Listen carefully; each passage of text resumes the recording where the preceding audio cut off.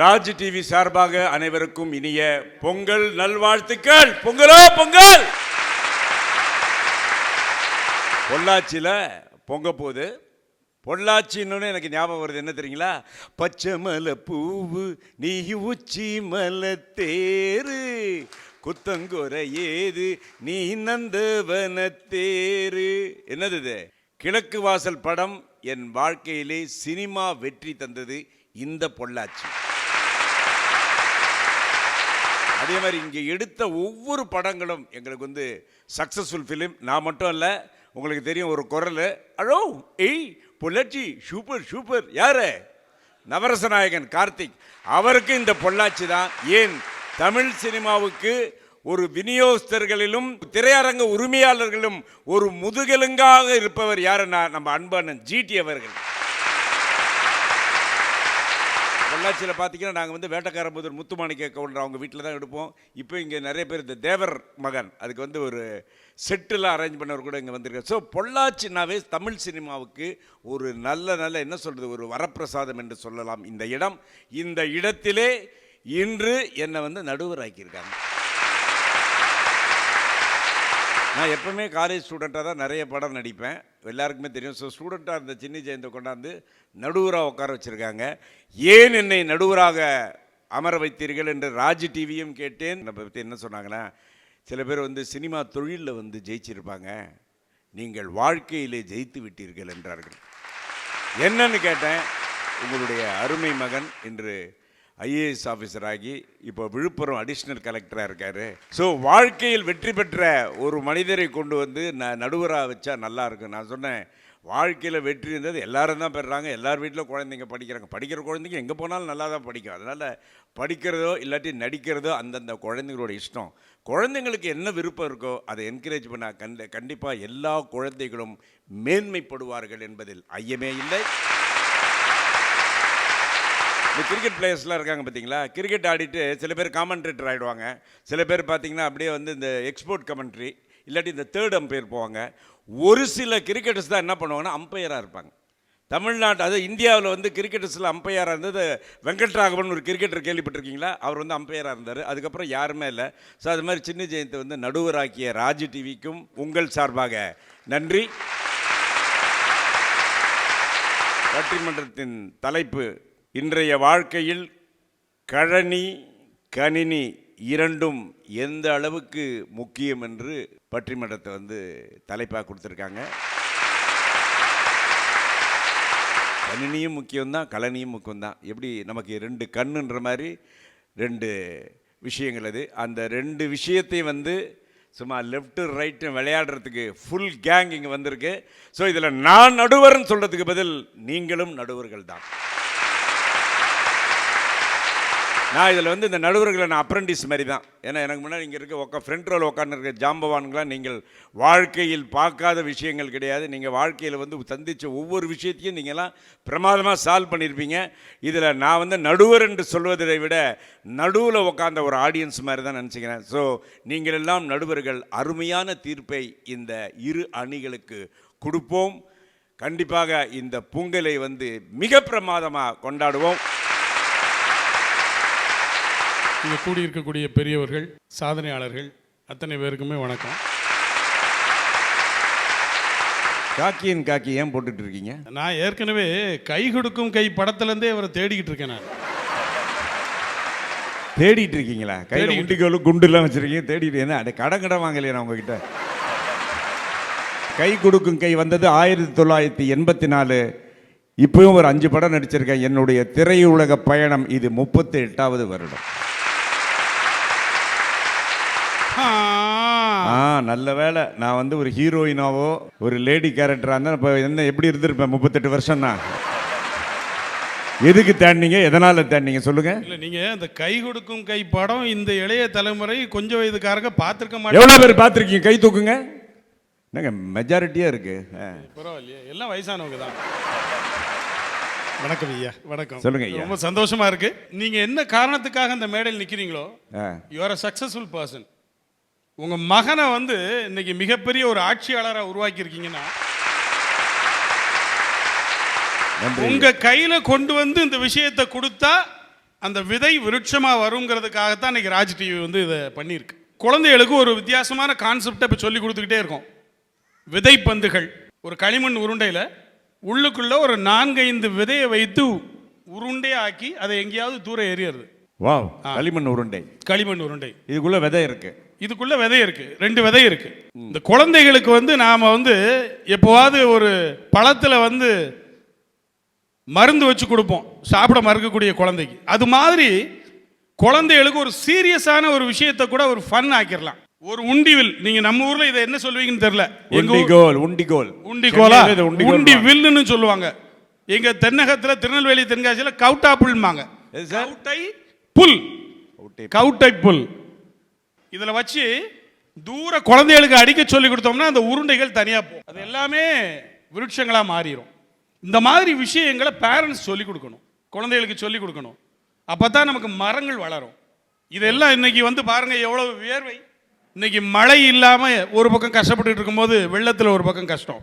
நாங்கள் இதுவரைக்கும் 26 லட்சம் விதைப்பந்துகள் செஞ்சாச்சு. இதை செய்தது நான் அல்ல, ஸ்கூல் ஸ்டூடெண்ட்ஸ். கவர்னர் பார்த்துட்டு விதை உருண்டைன்னா என்னன்னு கேட்கிறாரு. அவருக்கு ஒரு 6 நிமிஷம் இதை விளக்கணும். What is seed ball, how you will use it, இதை என்ன பண்ணுவீங்க. இது பூமியை போய் தொட்ட உடனே அது மரமாயிருது. Something is better than nothing. 5 விதையில 4 விதை வந்தாலும் சரி, 3 வந்தாலும் சரி. இது வெறும் 30 ரூபா உண்டிவில், 30 ரூபா. யார் மேலேயாவது பற்றக்கூடாது. கண்டிப்பா ஒரு பொது வழியில, குளக்கரையிலையோ ஏரிக்கரையிலையோ எங்கேயோ சாலை ஓரத்திலேயே இது விழுந்துச்சுன்னா, இது வந்து கிராமப்புறங்களிலே மைதானமான இடங்களிலே செடி கொடி வளரும் இடங்களிலே இதை யூஸ் பண்ணலாம். இதை இன்னைக்கு சின்னி ஜெயந்த் அவர்கள் சொன்னார்னா அது இன்னும் நிறைய பேர், 140 நாடுகள். ராஜ் டிவி இந்த விஷயத்தை அப்படியே தூக்கிட்டு போகுது. ராஜ் டிவினுடைய ஒரு பெரிய ஒரு வீச்சு பார்த்தீங்கன்னா, மலேசியாவிலேருந்து ஃபோன் பண்ணி லாஸ்ட் டைம்லாம் ப்ரோக்ராமில் வந்து ரொம்ப அருமையாக இருந்துச்சு சார் அந்த கருத்து அப்படிங்கிறத சொல்கிறாங்க. அப்போ இதை நீங்கள் தான் சுமந்துக்கிட்டு இதை முறையாக மாணவர்களுக்கு கற்றுக் கொடுத்து, முறையாக இதை வந்து கற்றுக் கொடுக்க வேண்டிய மிக முக்கியமான இடம் என்னவென்றால் பள்ளிக்கூடம். ஸ்கூல்ஸில் வந்து ட்ரெயின் பண்ணி டீச்சர்ஸ்லாம் வந்து பசங்களுக்கு வில்லேஜில் இருக்கிற இந்த பால்வாடி ஸ்கூல் பசங்கள்லேருந்து சின்ன வயசுலேருந்து இதை ட்ரெயின் பண்ணி சொன்னாங்கன்னா ஒரு காலகட்டத்திலே கண்டிப்பாக இந்த, அதாவது மரம் நடுறாங்க இல்லையா, அது மாதிரி இந்த விடைகள்லாம் பரவி பிற்காலத்திலே மரம் வளருவதற்கு மிக முக்கிய காரணமாக இருக்கும். Fantastic, give a big hand. ஆனால் ஒரே ஒரு விஷயம், இதை எடுத்துகிட்டு போய் நான் என்னுடைய சன்னுக்கிட்ட கொடுப்பேன். இது என்ன சார் பார்த்தீங்கன்னா, விதை பந்து மாதிரி இது விதை பேனா சார். வெறும் 4 ரூபா தான். யூஸ் அண்ட் த்ரோ, ஒரு ரீஃபில். கீழே பாருங்க ஒரு வேப்ப விதையை வச்சிருக்கிறோம். எப்படிலாம் நம்ம குழந்தைகளை ரீச் பண்ணணுமோ, ஸ்கூல் ஸ்டூடெண்ட்ஸை, காலேஜ் ஸ்டூடெண்ட்ஸை, யூத்தை, we have to attract them. ஏதோ ஒரு விஷயத்தில் இந்த பேனா எழுதி முடிச்ச உடனே தூர போட போகிறாங்க, குப்பைக்கு போக போகுது. இது உங்களுக்கு தான். அடுத்தடுத்து வர்றதுல இது மாதிரியான பல புது இனோவேஷன்லாம் கண்டுபிடிச்சி கண்டிப்பாக இந்த சமுதாயத்துக்கு மிகப்பெரிய ஒரு விஷயங்களை பண்ணுங்க. ராஜ் டிவி வழங்கும் பொங்கல் சிறப்பு பட்டிமன்றம். தலைப்பு என்னென்றால், நம் தேசம் மேம்பட கணினியில் கை தவள வேண்டுமா, கழனியில் கால் பதிக்க வேண்டுமா? உண்மையான ஒரு தலைப்பு. இந்த தலைப்பில் வந்து பார்த்தீங்கன்னா 2 டீம் இருக்கு, லெஃப்ட் ரைட்டில். ஃபர்ஸ்ட் நான் உங்கள் கரவோசையுடன் அழைக்கப் போவது ஈரோடு பிரபு. அவருடைய தலைப்பு கணினியில் கை தவள வேண்டுமா. அப்படியே போய் தவளுங்க. நீதிமன்றங்களை சூழ்கிறது சாட்சி, சட்டமன்றங்களை சூழ்கிறது ஆட்சி, மக்களின் இதய மன்றங்களை ஆள்கிறது ராஜ் தொலைக்காட்சி. ராஜ் தொலைக்காட்சி நேயர்களுக்கும் நடுவர்களுக்கும் என்னுடைய தமிழர் திருநாள் நல்வாழ்த்துக்களை தெரிவித்துக் கொள்கிறேன். ஏன் நடுவர்கள்னு சொன்ன தெரியுங்களா? அவருடைய மகன் ஆட்சியாளர். அங்கிருந்து ஒரு நடுவர் பார்த்துட்டு இருக்காரு, இங்க ஒரு நடுவர் உட்கார்ந்துருக்காரு. சாதாரணமான நடுவராங்க. திரை உலகின் குணச்சித்திரமே, தன் மகனை கலெக்டராக மாற்றிய சரித்திரமே. அங்கே நடக்கிறது மகனின் ஆட்சி, உங்களை பார்க்கிறது பொள்ளாச்சி. டி ராஜேந்திர வாய்ஸ்ல சொன்னா நல்லா இருக்கும் அது. நீங்களே சொல்லுங்க நடுவர் அவர்களே. சொல்லுங்க ஒரு வாட்டி. அங்கே மகனின் ஆட்சி, அங்கே மகனின் ஆட்சி, இங்கே இங்கே பொள்ளாச்சி. பொள்ளாச்சிக்கு நான் ஒன்று சொல்றேங்க. வீரத்தின் அடையாளம் வாஞ்சி மணியாச்சி, அருளின் அடையாளம் காஞ்சி காமாட்சி, மகிழ்ச்சியின் அடையாளம் தான் இந்த பொள்ளாச்சி. நடுவர் அவர்களே, இந்த தேசம் முன்னுக்கு வரணும்னா, சமுதாயம் முன்னுக்கு வரணும்னா, கலப்பைய தூக்கணுமா, கம்ப்யூட்டரை தூக்கணுமா, வயல்ல இறங்கணுமா, மெயில்ல இறங்கணுமா, விவசாயி முக்கியமா இல்ல கம்ப்யூட்டர் முக்கியமானு ஒரு கேள்வி கேட்டிருக்கிறீங்க. பதில் சொல்றதுக்காக நான் வந்திருக்கேன் நடுவர் அவர்களே. நான் சொல்றேன், கணினிங்கிற வார்த்தையை பிரிச்சு பாருங்க. கண் இனி நீ, இந்த தேசத்தின் கண் இனி நீ, அதுதான் கணினி நடுவர் அவர்களே. சொல்லிட்டுங்களா? அருள் இல்லாருக்கு அவ்வுலகம் இல்லை, டேட்டா இல்லாதவருக்கு இவ்வுலகம் இல்லை. வயக்காடு கூட இல்லாம இருந்துடலாம், ஆனா சிம் கார்டு இல்லாம இருக்க முடியாது நடுவர் அவர்களே. தேன்மதுர தமிழோசை உலகெங்கும் ஒலிக்க வேண்டும் என்று சொன்னான் எட்டயபுரத்து இலக்கிய சூரியன் பாரதி. டிஜிட்டல் உலகத்தில் டிஜிட்டலில் என் தமிழ் செதுக்கப்படுகிறது நண்பர்களே. தமிழுக்காக இந்த பொங்கல் திருநாளில் கைத்தட்டி ஆரவாரியுங்கள், ஆரவாரம் செலுத்துங்கள். ராஜ் டிவியின் மூலம் பொங்கலை கொண்டாடுவோம். தங்கமே தமிழுக்கு இல்லை தட்டுப்பாடு, ஒரு சரக்கு இருக்குது முறுக்கு இருக்குது மெட்டு போடு. எத்தனை சபைகள் கண்டோம், எத்தனை எத்தனை சபைகள் கண்டோம், அத்தனையும் சூடம் காட்டி சுட்டு போடு. மெட்டு போடு மெட்டு போடு, என் தாய் கொடுத்த தமிழுக்கு இல்லை தட்டுப்பாடு. மெட்டு போடு மெட்டு போடு, என் தாய் கொடுத்த தமிழுக்கு இல்லை தட்டுப்பாடு. இந்த கைத்தட்டல் டிஜிட்டலுக்கு கிடைத்த கைத்தட்டல் நடுவர் அவர்களே. நீங்க ஒன்று பண்ணுங்க, இந்த நிகழ்ச்சி முடிஞ்சோன்னே அவங்க 3 பேருக்கும் கத்திரிக்காய் விதை வெண்டைக்காய் விதையை கொடுங்க. ஆனால் எங்களுக்கு டெய்லி 2 GB டேட்டா கார்டு 1 வருஷத்துக்கு வர மாதிரி கொடுங்க. வாழ்க்கை சந்தோஷமா இருக்கு. ஒரு விஷயத்தை மிஸ் பண்ணிட்டீங்க. சொல்லுங்க. களிமண்ணும் கொடுக்கணும். இந்த முன்னாடி சொல்லிட்டு போனார், உண்டிகொல்ல களிமண்ணை வச்சு அடிங்க. ஒரு காலத்தில் நாம் என்ன பண்ணோம்? சாப்பாடு வேணுமா ஹோட்டலுக்கு போ, மாத்திரை வேணுமா மெடிக்கலுக்கு போ, புக்கு வேணுமா லைப்ரரி போ, நல்லா படிக்கணுமா டியூஷனுக்கு போ.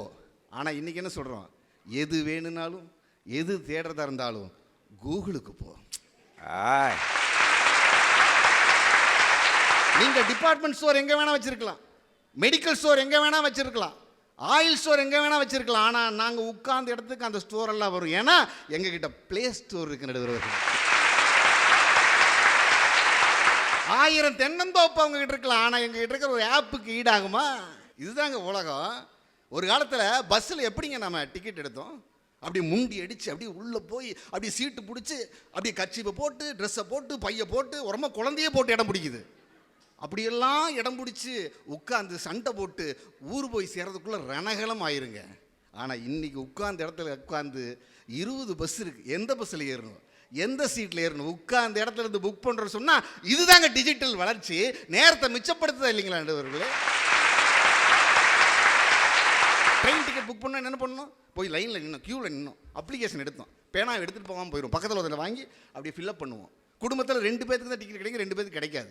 அதுக்கு ஒரு புரோக்கரை தேடி ஓடிட்டு இருக்கணும். ஆனால் இன்னைக்கு உட்கார்ந்த இடத்துல புக் பண்ணுறோம். எந்த ட்ரெயின் எங்கே வந்துட்டு இருக்கு? இந்த டிஜிட்டல் உலகம் நடுவர்களே. பேங்க்கில் போனால் க்யூவில் நிற்போம், அப்படியே கால் கடுக்க நின்று நின்று நின்று நின்று போய் பணத்தை எடுக்கிறதா இருந்தாலும் பணத்தை போடுறதா இருந்தாலும் அடுத்தவங்களுக்கு பணத்தை அனுப்புறதா இருந்தாலும் டைமை வேஸ்ட் பண்ணி நின்று நடுவர்களே. ஆனால் இன்னைக்கு கூகுள் பே, ஜிபே, ஃபோன்பே எத்தனை பே வந்துருச்சு. வீரபாண்டிய கட்டபொம்மன் அன்னைக்கு சொன்னாரு, வயலுக்கு வந்தாயா நாத்து நட்டாயா என்குல பெண்களுக்கு மஞ்சள் அரைத்தாயா மானங்கெட்டவனே அப்படி சொன்னார்ல. ஆனா இன்னைக்கு இருந்த எப்படி சொல்லிப்பாரு? ஃபேஸ்புக் பார்த்தாயா, இன்ஸ்டாகிராம் பார்த்தாயா, என்குல பெண்களின் ஸ்டேட்டஸுக்கு லைக் போட்டாயா, சிவில் ஸ்கோர் கெட்டவனே அப்படின்னு இருப்பாரு. கணினியின் சாதனை என்ன தெரியுமா? நாங்க ஒன்றும் விவசாயத்துக்கு எதிரி இல்லைங்க. எங்களுக்கும் வயிறு இருக்கு, எங்களுக்கும் பசி இருக்கு. ஆனால் எதை நோக்கி நாம் போக வேண்டும் நண்பர்களே? ஒன்று சொல்கிறேன், கணினியின் வெற்றி எது தெரியுமா? இளைஞர்களே, நாட்டின் இதய துடிப்புகளே, உங்களுடைய கைவீச்சில் தான் நாட்டின் உயிர் மூச்சு இருக்கிறது. கூணிவிட்ட பாரதத்தை நிமிர்த்த வந்திருக்கும் முதுகெலும்புகளே, இறந்தவன் வாயில் கூட அரிசியை போடுகின்ற இந்த உலகம் இருப்பவன் வாயில் மண்ணை போடுகிறது என்ன நியாயம் என்று பண்பாட்டு கலாச்சாரமான ஜல்லிக்கட்டுக்கு செல்போன் வெளிச்சத்தில் லட்சக்கணக்கான இளைஞர்கள் எழுதிய மெரினா புரட்சி, அது கணினியின் வெற்றி நடுவரவர்களே. செகந்திராபாத் அந்த ஊர்ல ஒரு அறிவியல் கண்காட்சி நடக்குது.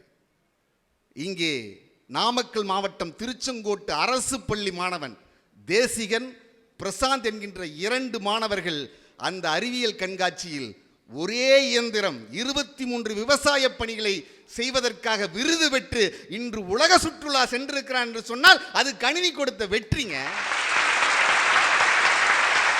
உலகமே கூகுளை தேடுகிறது, ஆனால் கூகுள் ஒரு தமிழனை தேடுகிறது. அதுதான் சுந்தர் பிச்சை என்கின்ற தமிழன். ஒரு படகு இயக்கும் இயந்திரத்தை தயாரிக்கும் தொழிலாளியின் மகனாக பிறந்து ரோடா பேப்பர் போட்ட ஏபிஜே அப்துல் கலாமை போல பேப்பர் போட்டவர் பேப்பரா செய்தியா வராரு சொன்னா அந்த வரம் கணினி கொடுத்த வரம். அன்பர்களே, கலெக்டரை உருவாக்கிய நடுவர் இங்கே அமர்ந்திருக்கிறார். அன்பர்களே, இங்கேயும் ஒரு சாதனையாளர் உருவாக வேண்டும் என்றால் கணினி பக்கம் உங்கள் பார்வை திரும்ப வேண்டும். 1000 வருத்தங்கள் இருக்கலாம், 1000 போராட்டம் இருக்கலாம், விவசாயத்தில் போராட்டம் இருக்கலாம், வாழ்க்கையில் போராட்டம் இருக்கலாம். எந்த மனிதன் நெஞ்சுக்குள் காயமில்லை சொல்லுங்கள், காயமெல்லாம் காலப்போக்கில் மறந்து போகும் மாயங்கள். மனிதா உன் மனதை கீறி விதை போடு மரமாகும், அவமானம் படுதோல்வி எல்லாமே உரமாகும். யாருக்கில்லை போராட்டம், கண்ணில் என்ன நீரோட்டம், ஒரு கனவு கண்டால் அதை தினம் முயன்றால் ஒரு நாளில் நிஜமாகும். மனமே ஓ மனமே நீ மாறிவிடு, வெயிலோ புயல் மழையோ நீ ஓடிவிடு. ஒவ்வொரு பூக்களுமே சொல்கிறதே, வாழ்வின்றால் போராடும் போர்க்களமே. நண்பர்களே, கணினி அவசியம், ஆனால் கணினி அவசரம். கணினி அவசரம் அன்பர்களே. கணினியை சிறப்பாக்கினால் நாடு நல்லரசாகும், ஆனால் கணினியை சிறப்பாக்கினால் தான் நாடு வல்லரசாகும். அதுதான் ஏபிஜே அப்துல் கலாம் அவர்களுடைய கனவு. அதற்கான மேடை.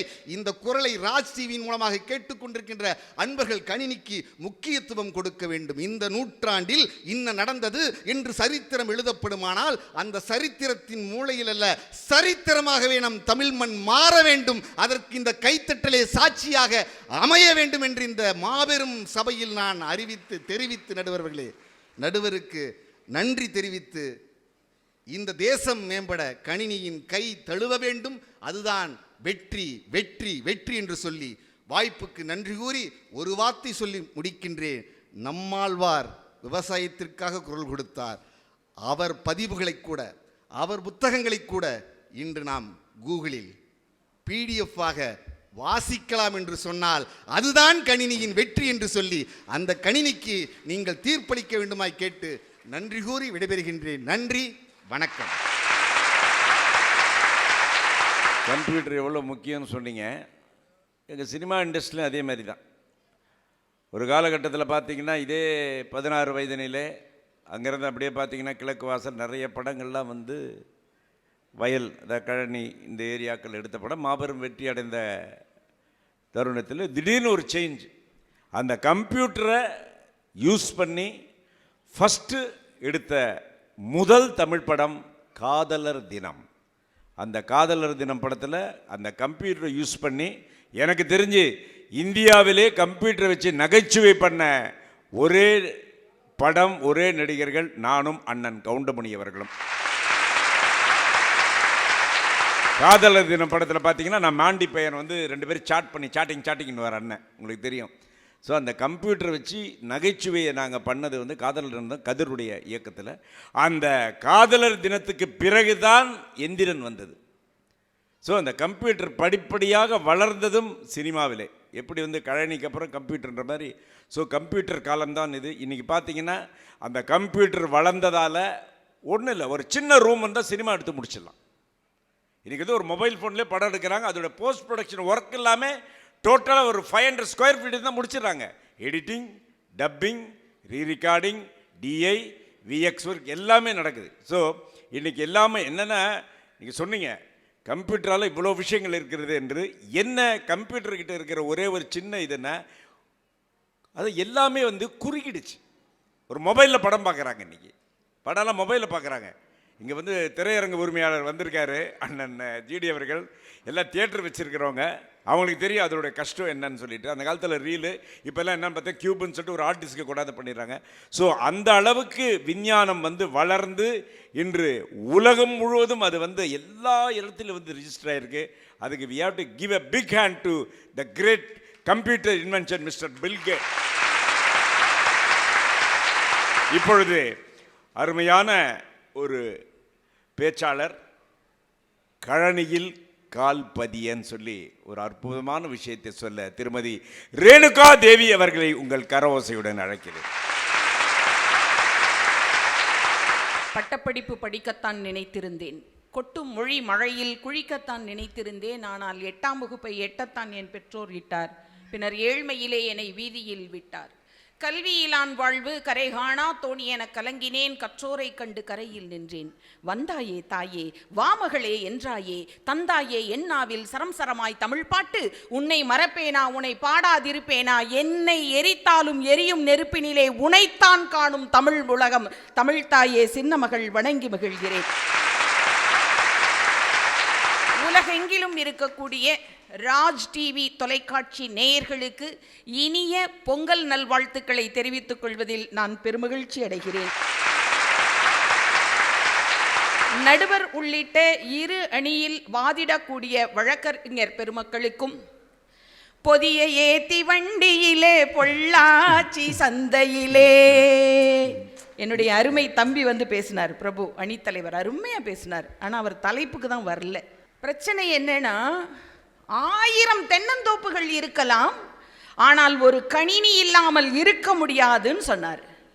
பச்சை பசேலென தென்னந்தோப்புடன் பறந்து விரிந்த விவசாய பூமிகளோடு சலசலவென ஓடும் வாய்க்கால்களோடு சிலுசிலுவென வீசும் தென்றலோடு ஓர் ஊர் இருக்கிறது.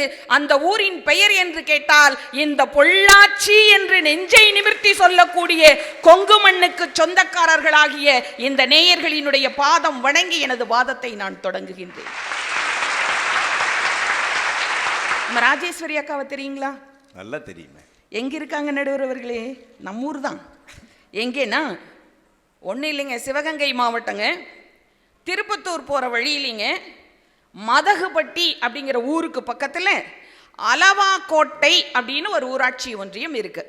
என்னுடைய தம்பி சொன்னார் இல்லையா, விவசாயம்னு பொதுவாக சொன்னாலே அந்த சூரியன் விழிப்பதற்கு முன்னால் எழுவதற்கு முன்னால் கலப்பையை தோளில் மாட்டிக்கொண்டு தலையிலே முண்டாசு கட்டி கொண்டு வேட்டியை இடுப்பிலே இறுக வரிந்து கொண்டு சூரியன் எழுவதற்கு முன்னால் வயக்காட்டில் ஒரு தொழிலாளி விவசாயி என்ற பெயரிலே தன் கடமையை ஆரம்பிக்கின்றானே. கணினித்துறையில் இருக்கின்ற நீங்கள் லட்சம் லட்சமாக சம்பாதிக்கின்ற பணத்தை எல்லாம் சுயநலமாக உங்களுக்காக உங்கள் குடும்பத்திற்காக பேங்க்ல போட்டு வைக்கிறீங்க சார். ஆனால் உலகமே பசியார வேண்டும் என்று சொல்லி தன் உழைப்பையும் பணத்தையும் கடன் வாங்கி எங்க விதைக்கிறாரு? கழனியில் விதைக்கிறாரியா விவசாயி. அதனால தான் கவிஞர்கள் எழுதுனாங்க, கடவுள் எனும் முதலாளி கண்டெடுத்த தொழிலாளி விவசாயி விவசாயி. ஏளனமா நீங்க பேசிடக்கூடாது விவசாயிய. நீங்க கணினியில கை தவள வேணும்னா கூட உங்களுக்கு தெம்பு வேணும்யா, அதுக்கு புவ்வா கொடுக்கறது யார் சார்? விவசாயி இல்லையா? ஒரு பொம்பளை பிள்ளைங்க விவசாயம்னா ஆண் மக்களை சார்ந்து தான் நடைபெறக்கூடியது. சித்தாளா வேணா பொம்பளை பிள்ளைங்க எத்தனை பேர் வேணா போயிருக்கிறத நம்ம பார்த்துருக்கோங்க. ஆனால் இன்று விவசாயத்தினுடைய உண்மையான நிலையை மீட்டெடுக்க வேண்டும் என்று சொல்லி ரசாயன பூச்சிக்கொல்லிகளை அள்ளித்தளித்துக் கொண்டிருந்த காலம் மாறி நம்மாழ்வார் என்ற அந்த பெருங்கிழவர் வந்த பின்னால் இந்த ராஜேஸ்வரி 5ஆம் வகுப்பு மட்டுமே படித்த அலவாக்கோட்டையைச் சேர்ந்த ராஜேஸ்வரி அக்கா 1 ஏக்கர் 2 ஏக்கர் இல்லைங்க, 55 ஏக்கரிலே தன்னுடைய நிலத்திலே டிராக்டரை ஓட்டி உழவு பண்ணி அக்கம் பக்கத்தில் இருக்கக்கூடிய விதைப்பிற்கும் அறுவடை காலத்திற்கும் ஃபர்ஸ்ட் சைக்கிள் ஓட்டி பழகினாங்க நடுவர் அவர்களே. கூட்டிட்டு வரக்கு ஆளுகளை, சித்தாள்களை கூப்பிட்டு வரக்கு, கூலி ஆள்களை கூப்பிட்டு வர்றதுக்கு. அதுக்கடுத்து என்ன பண்ணாங்க, பைக் ஓட்டினாங்க. அடுத்து டிராக்டர்ல போய் கூட்டிட்டு வந்தாங்க. இன்னைக்கு 1000த்திற்கும் மேற்பட்ட பெண்களுக்கு தன்னுடைய 55 ஏக்கர் நிலத்திலே விவசாயம் செய்வதோடு அந்த பெண்களுக்கும் இயற்கை விவசாயத்தை கற்றுக் கொடுத்து கொண்டிருக்கிறார் ஒரு 5ஆம் வகுப்பை படித்த ராஜேஸ்வரி என்ற ஒரு சகோதரி. அவங்க சொன்ன விஷயம் தான் எனக்கு ரொம்ப பிடிச்சிருந்ததுங்க. அந்த 55 ஏக்கரில் விவசாயம் பண்ணுறது, இயற்கை விவசாயம் பண்ணுறது, எல்லாத்துக்கும் சொல்லி கொடுக்கறது, மகளிர் விவசாய குழுவை ஒருங்கிணைக்கிறதெல்லாம் பெரிய விஷயம் இல்லை நடுவர் அவர்களே. 50 ஏக்கரில் தான் விவசாயம் பண்ணாங்க. மீதி இருக்கிற 5 ஏக்கர்லிங்க மனுஷனுக்கு நஞ்சில்லாத உணவை என்னால் கொடுக்க முடியும் என்று சொன்னால் வாயில்லாத ஜீவன்களுக்கு, பறவைகளுக்கும் மற்ற விலங்கினங்களுக்கும் இறை வேண்டும், தண்ணீர் வேணும்னு சொல்லி ஒரு நடுவில் குளத்தை வெட்டி 5 ஏக்கரில் வரகு, ராகி, அந்த கோதுமை எல்லாத்தையும் விதைச்சி வச்சு அந்த பறவைகளும் சாப்பிடட்டும், அந்த பறவைகள் பசியாரட்டும், தண்ணீர் குடிக்கட்டும்னு சொல்லி காலார நடந்துட்டு வயிறார சாப்பிடுவதற்கு 5 ஏக்கரில் பறவைகளுக்காக விதைத்தாரே விதை, அதுவல்லவா மனிதநேயம். இது கணினி கொடுக்குமா? எனக்கு போன மாதம் ஒரு ஃபோன் வந்தது. மேடம், நம்ம SBIயிலிருந்து பேசுகிறான், பேசுங்கோ. நீங்கள் ரேணுகா தேவி? ஆமாம் ரேணுகா தேவி. திருநகர் மதுரை பிரான்ச்சில் உங்களுக்கு அக்கௌண்ட் இருக்கா? இல்லை திருமங்கலத்தில் இருக்குது. இப்போ உங்களுக்கு ஒரு OTP வரும், சொல்லுங்கோ. சொல்லிடுவோம். ஒரு 2 நிமிஷம் கழிச்சு திருப்பி கூப்பிட்டாரு. மேடம் OTP சொல்கிறேன், 000. மேடம் அப்படி OTP வராது. அது எனக்கும் தெரியுமையா. நீ யார் பேசுகிறேன்? நான் SBI மேனேஜர் பேசுகிறேன். கம்ப்யூட்டரில் நீங்கள் பண்ணுற தகுடுதித்தமெல்லாம் 1 2 ஒரே ஒரு SMS வந்ததுங்க. அதை ஒருத்தர் தொட்டாருங்க, நல்லா படித்தவர், IT கம்பெனியில் வேலை பார்த்தவர். இன்னைக்கு 15 லட்சம் ரூபாய் லாஸ் சார். இந்த கணினியால் கிடைக்கின்ற அந்த பேரிழப்பு, பொருளாதார இழப்பு இருக்கே. ஒரு விவசாயியாவது யாராவது ஒருத்தரை ஏமாத்தி இம்புட்டு ரூபாயை கொள்ளையடிச்சிட்டாரியான்னு ஒரு செய்தி இந்த தேசத்திலே வந்திருக்கிறது என்று சொல்லுங்கள். அவங்களுக்கு நம்ம கையில் நம்ம கொடுத்துடலாம், எதை தீர்ப்பாங்க கொடுத்துடலாம் நடுவர் அவர்களே. கணினியில கையை தட்டி படிப்பாளியாக வாழ்வதை விட யாருக்கும் கைகட்டி நிற்காமல் தன்மானத்தோடு பிறர் பசி போக்குவதற்காக உழைக்கக்கூடிய விவசாயி மிக மேன்மையானவன் சார். அதை என்னுடைய தம்பி பிரபுவும் ஒத்துக்குவார். எப்படின்னு கேட்குறீங்கள் தான், விதையை விதைத்தால் தான் சோறு என்று சொல்லித்தர மறந்து விட்டது நம்முடைய சமூகம். பணம் சம்பாதிக்கிறதுக்கு 1000 தொழில் இருக்குங்க. ஆனா உணவை சம்பாதிக்க விவசாயம் மட்டும்தான் இருக்கு. அதனால தான் ஐயன் திருவள்ளுவர் சொன்னார் நடுவர் அவர்களே, சுழன்றும் ஏற்பின்னது உலகம், அதனால் உழந்தும் உழவே தலைன்னு சொன்னாரு. என் தம்பிக்கு மறந்து போச்சு. தான் பழைய கஞ்சியை சாப்பிடுவாருங்க. ஒரு 2 வெங்காயத்தை வச்சுக்கிட்டு ஒரு இம்புட்டூண்டு ஊறுகாயை வச்சுக்கிட்டு பழைய கஞ்சியை பித்தளை பாத்திரத்தில் கொண்டு வந்து மனைவி கொடுக்க அந்த குடியானவர் குடித்து விட்டு நமக்காக பிரியாணி அரிசியை அறுவடை செய்கிறாரே. இந்த பொதுநலம் கணினியில் இருக்கிறதா? விழுந்தால் விவசாயி, வீழ்ந்தால் விதையாய் வீழ்வார். முளைத்தால் மரம், முளைக்காவிட்டால் உரம். கணினியில கழிவு இருக்கே, கணினி கழிவு. பெங்களூர்ல மட்டும் 8000 மெட்ரிக் டன் கம்ப்யூட்டர் கழிவுகள் பொது வெளியில் கொட்டப்படுகின்றன. ஜனோலி மோடி அப்படின்னு ஒரு பொண்ணுங்க, சின்ன பிள்ளை, 23 வயசு. உலகத்திலேயே மாணவர்களுக்கான தொழில் முனைவோருக்கான உலக அளவில் நடைபெற்ற போட்டியிலே 10,000 ஸ்டார்ட் அப் கம்பெனிகள் பங்கேற்றன நடுவர் அவர்களே. அதில் இந்தியாவை சேர்ந்த ஒரு இளம் பெண் முதல் இடத்தை பெற்று சாதனை படைத்திருக்கிறார். அவர் சாதனை படைத்தது கணினி துறையில் அல்ல. விவசாயத்துக்கு நம்ம வாழை மரத்தை வெட்டுறோம் இல்லைங்க, 1000 டன் வாழை கொலையை வெட்டினோம்னா 4000 டன் வாழை கழிவு வெளியே வருகிறது. அந்த வாழை கழிவிலிருந்து அந்த நார்களை பிரித்தெடுத்து தோல் பைகளை, பெண்களுக்கான தோல் பைகளை தயாரித்து உலக அளவில் அந்நிய செலாவணியில் முதல் இடத்தை பிடித்திருக்கிறார். விவசாய கழிவிலிருந்து பேக் தயாரிச்ச ஜனோலி மோடி என்று சொல்லக்கூடிய ஒரு இளம் மாணவி. அவங்க சொல்றாங்க, என்ன சொல்றாங்க தெரியுங்களா? இந்த விலங்குகளினுடைய தோல்ல இருந்தும் பிளாஸ்டிக்கில் இருந்தும் தயாரிக்கக்கூடிய இந்த கைப்பையினால ஒரு கைப்பை அந்த பேக் தயாரிக்கிறதுக்கு 10,000 லிட்டர் தண்ணீர் செலவாகிறது. ஆனால் ஒரு சொட்டு தண்ணீரை கூட வீணாக்காமல் இந்த 4000 டன் வாழை மரத்திலிருந்து, வெட்டப்பட்ட வாழை மரத்திலிருந்து பல்லாயிரக்கணக்கான கைப்பைகளை நான் தயாரித்து விற்று கொண்டிருக்கிறேன். ஆனால் உங்களுடைய கணினி கழிவுகள் பாதரச கழிவுகளாக மாறி நம்முடைய மூளையில் நினைவை அழித்து கொண்டிருக்கிறது. மிகப்பெரிய புற்றுநோயை உருவாக்கி கொண்டிருக்கிறது. உடல் பருமனை உருவாக்கி கொண்டிருக்கிறது. எங்கேயாவது கணினியில் இருக்கிறவன் ஆரோக்கியமாக இருக்கிறேன் என்று ஒரு வார்த்தை சொல்லட்டும். 96 வயது திருநெல்வேலி பனகுடியை சேர்ந்த ஒரு பாட்டி இன்னைக்கும் விவசாயம் செய்து கொண்டிருக்கிறார். அவர் சொல்லக்கூடிய ஒரே காரணம் என்னன்னாங்க, 96 வயசுக்குங்க கேப்ப கஞ்சியையும் கம்பங்கூழையும் நான் குடிச்சிட்டு இருந்தேங்க. சோளத்தில் தோசை சுட்டு சாப்பிட்டுட்டு இருந்தேனுங்க. எனக்கு ஒரு நோயும் வரலிங்க. இன்னைக்கு வரைக்கும் நான் கண்ணாடி போடல. எனக்கு பிபி இல்லை, எனக்கு சுகர் இல்லை. ஆனால் என் பையனுக்கு 40 வயசுலேயே நீரிழிவு நோய் வந்து விட்டது. என்ன காரணம்னு தேடினப்போ தான் தெரிஞ்சது. நாங்கள் நிறைய செயற்கை உரங்களை போட்டு உருவாக்கப்பட்ட, விளைவிக்கப்பட்ட உணவுப் பொருள்களை என்னுடைய மகனும் மருமகளும் உண்டதால் அவர்களுக்கு இந்த நோய் வந்தது. எனவே என்னுடைய மகனினுடைய உடல் நலத்தை நான் பேணி காக்க வேண்டும் என்று சொன்னால் நஞ்சில்லா உணவை எனது மகனுக்கு மட்டுமல்ல, என்னுடைய வாழ்நாளிலே நான் சாகும் வரை இந்த தமிழ் சமூகத்திற்கு நான் வழங்குவேன்னு சொல்லிட்டு ஒரு பாட்டி திருநெல்வேலியில இன்னைக்கும் விவசாய களத்தில் நிற்கிறாங்கன்னு சொன்னா, இதெல்லையா மனித நேயமான ஒரு செயல்?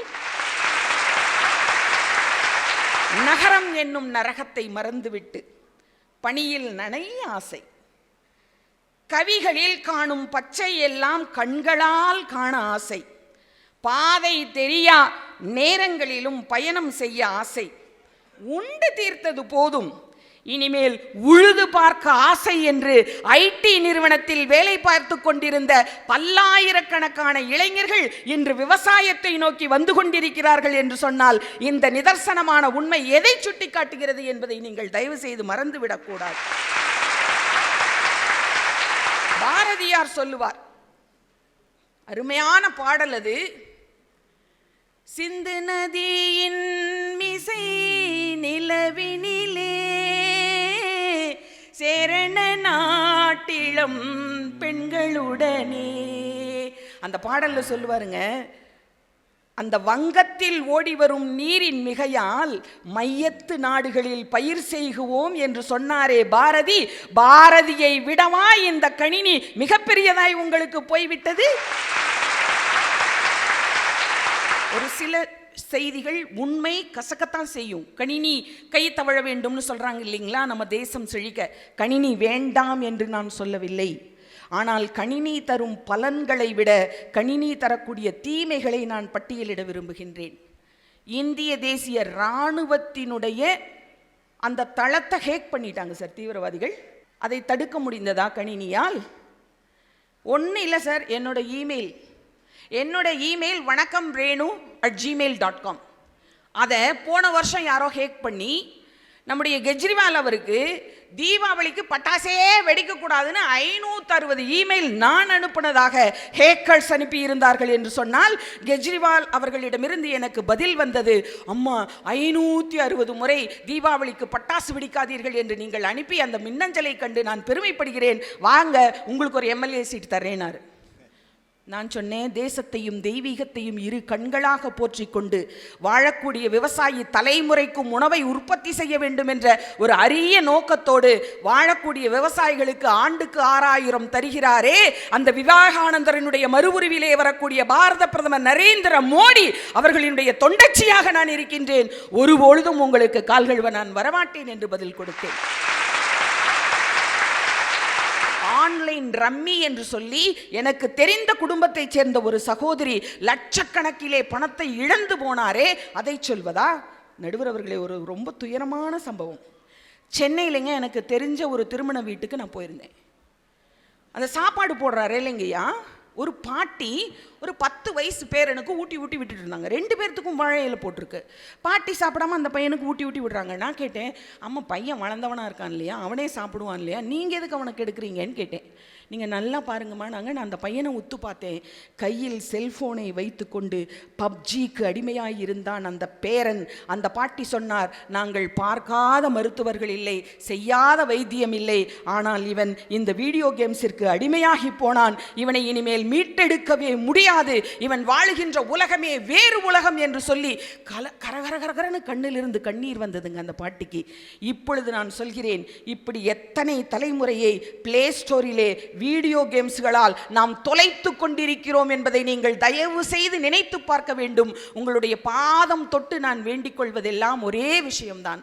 தயவு செய்து குழந்தை அழுகுதுன்னு வளரும் பொழுது அதனுடைய கைகளிலே செல்போனை மட்டும் கொடுத்து விடாதீர்கள். இந்த தேசத்திற்கு நாம் செய்யக்கூடிய மிகப்பெரிய துரோகம், நம்முடைய அடுத்த சந்ததியை மலட்டுத்தன்மையுடைய புத்தியிலே மலட்டுத்தன்மையுடையவர்களாக, அந்த விளையாட்டிற்கு அடிமை உள்ளவர்களாக நாம் உருவாக்குகிறோம் என்பதை நீங்கள் தயவு செய்து மறந்து விடாதீர்கள். அருமை நேயர்களே, உழவின்றி உணவில்லை, உழவனின்றி உலகமே இல்லை. கணினி இல்லாமல் கூட நம்மால் வாழ்ந்து விட முடியும், ஆனால் உழவர் இல்லாமல் புவ்வாவுக்கு என்ன சார் பண்ணுவீங்க? எங்களுடைய விவசாயி சேற்றிலே கை வைத்தால் தான் நீங்கள் சோற்றிலே கை வைக்க முடியும் என்பதை தயவு செய்து மறந்து விடாதீர்கள். விவசாயியினால் எதிர்த்து பேச முடியாது. ஏனென்று சொன்னால், இந்த உலகத்திற்காக தன்னலம் துறந்த தியாகி நம்முடைய விவசாயி. அவர்கள் கழனியில் கால் பதிக்கவில்லை என்று சொன்னால் நீங்களும் நானும் இந்த இடத்திலே நின்று கொண்டு ஆரோக்கியமாக உறக்க பேச முடியாது, நிறக்க கேட்கவும் முடியாது என்பதை எதிரணிக்காரர்கள் புரிந்து கொள்ள வேண்டும். உங்கள் வீட்டிலே பெண் குழந்தைகள் இருந்தால் கவனமாக கண்காணியுங்கள். ஏன்னா நமக்கு தெரியாமல் நம்முடைய குழந்தைகளினுடைய செல்போன்களை ஹேக் செய்து அந்த கேமராக்கள் மூலமாக நம்மை படம் பிடித்து கொண்டிருக்கிறது ஒரு ஹேக்கர்களினுடைய உலகம்.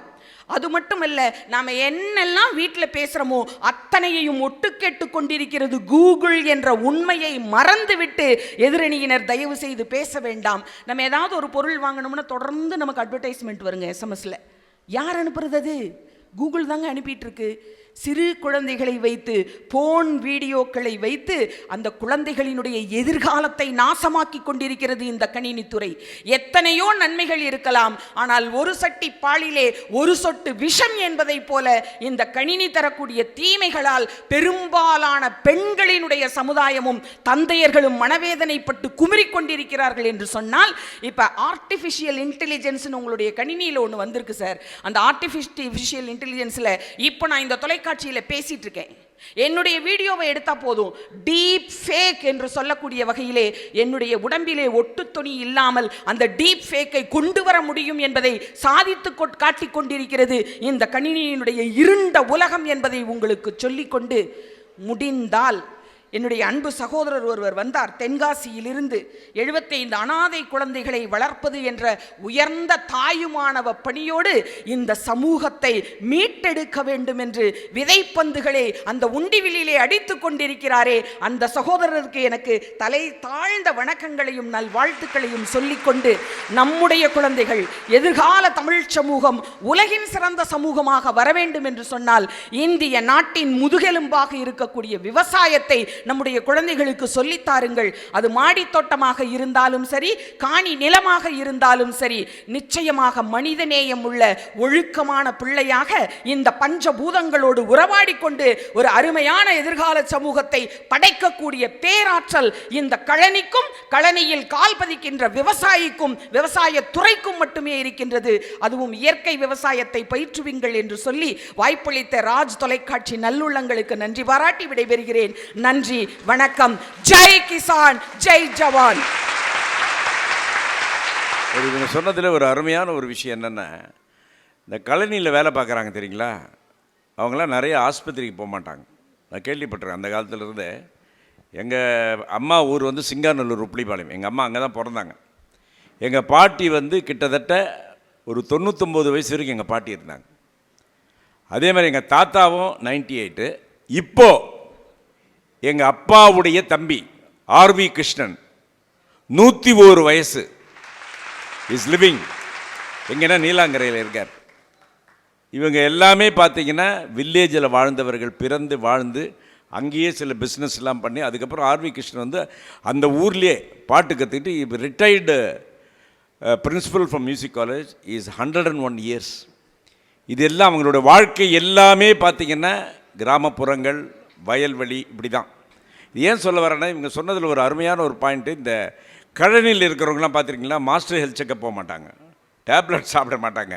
வாக்கிங்ன்றது அவங்களுக்கு தொழிலே இருக்கும். இப்போல்லாம் பார்த்தீங்கன்னா பாருங்கள், எல்லாம் கம்ப்யூட்டர் காலம் வந்துட்டு எல்லாருக்குமே ஸ்ட்ரெஸ்ன்ற ஒரு வார்த்தையே கண்டுபிடிச்சதே கம்ப்யூட்டர் தான் நான் சொல்லுவேன். நான் எல்லாருக்குமே ஆல்மோஸ்ட் நீங்கள் சாஃப்ட்வேரில் இருக்கிறவங்களாம் எல்லாம் நிறைய பிரச்சனைகள், பிபிக்கு மருந்து சாப்பிட்றது, டயபெட்டிஸுக்கு மருந்து சாப்பிட்றது, என்னென்னமோ கொலஸ்ட்ரால், அது லொட்டு லொஸ்க்கு. திடீர்னு பார்த்தா ஒருத்தர் வந்தால் ரொம்ப டிப்ரெஷன். இந்த டிப்ரெஷன்ன்ற வார்த்தையே கண்டிப்பாக எனக்கு வந்து 90 வரைக்கும் நான் கேட்டதே கிடையாது. கரெக்டாக வந்து 2000 தான் எனக்கு தெரிஞ்சு டிப்ரெஷன்ன்ற வார்த்தையே வந்ததுன்னு சொல்லலாம்.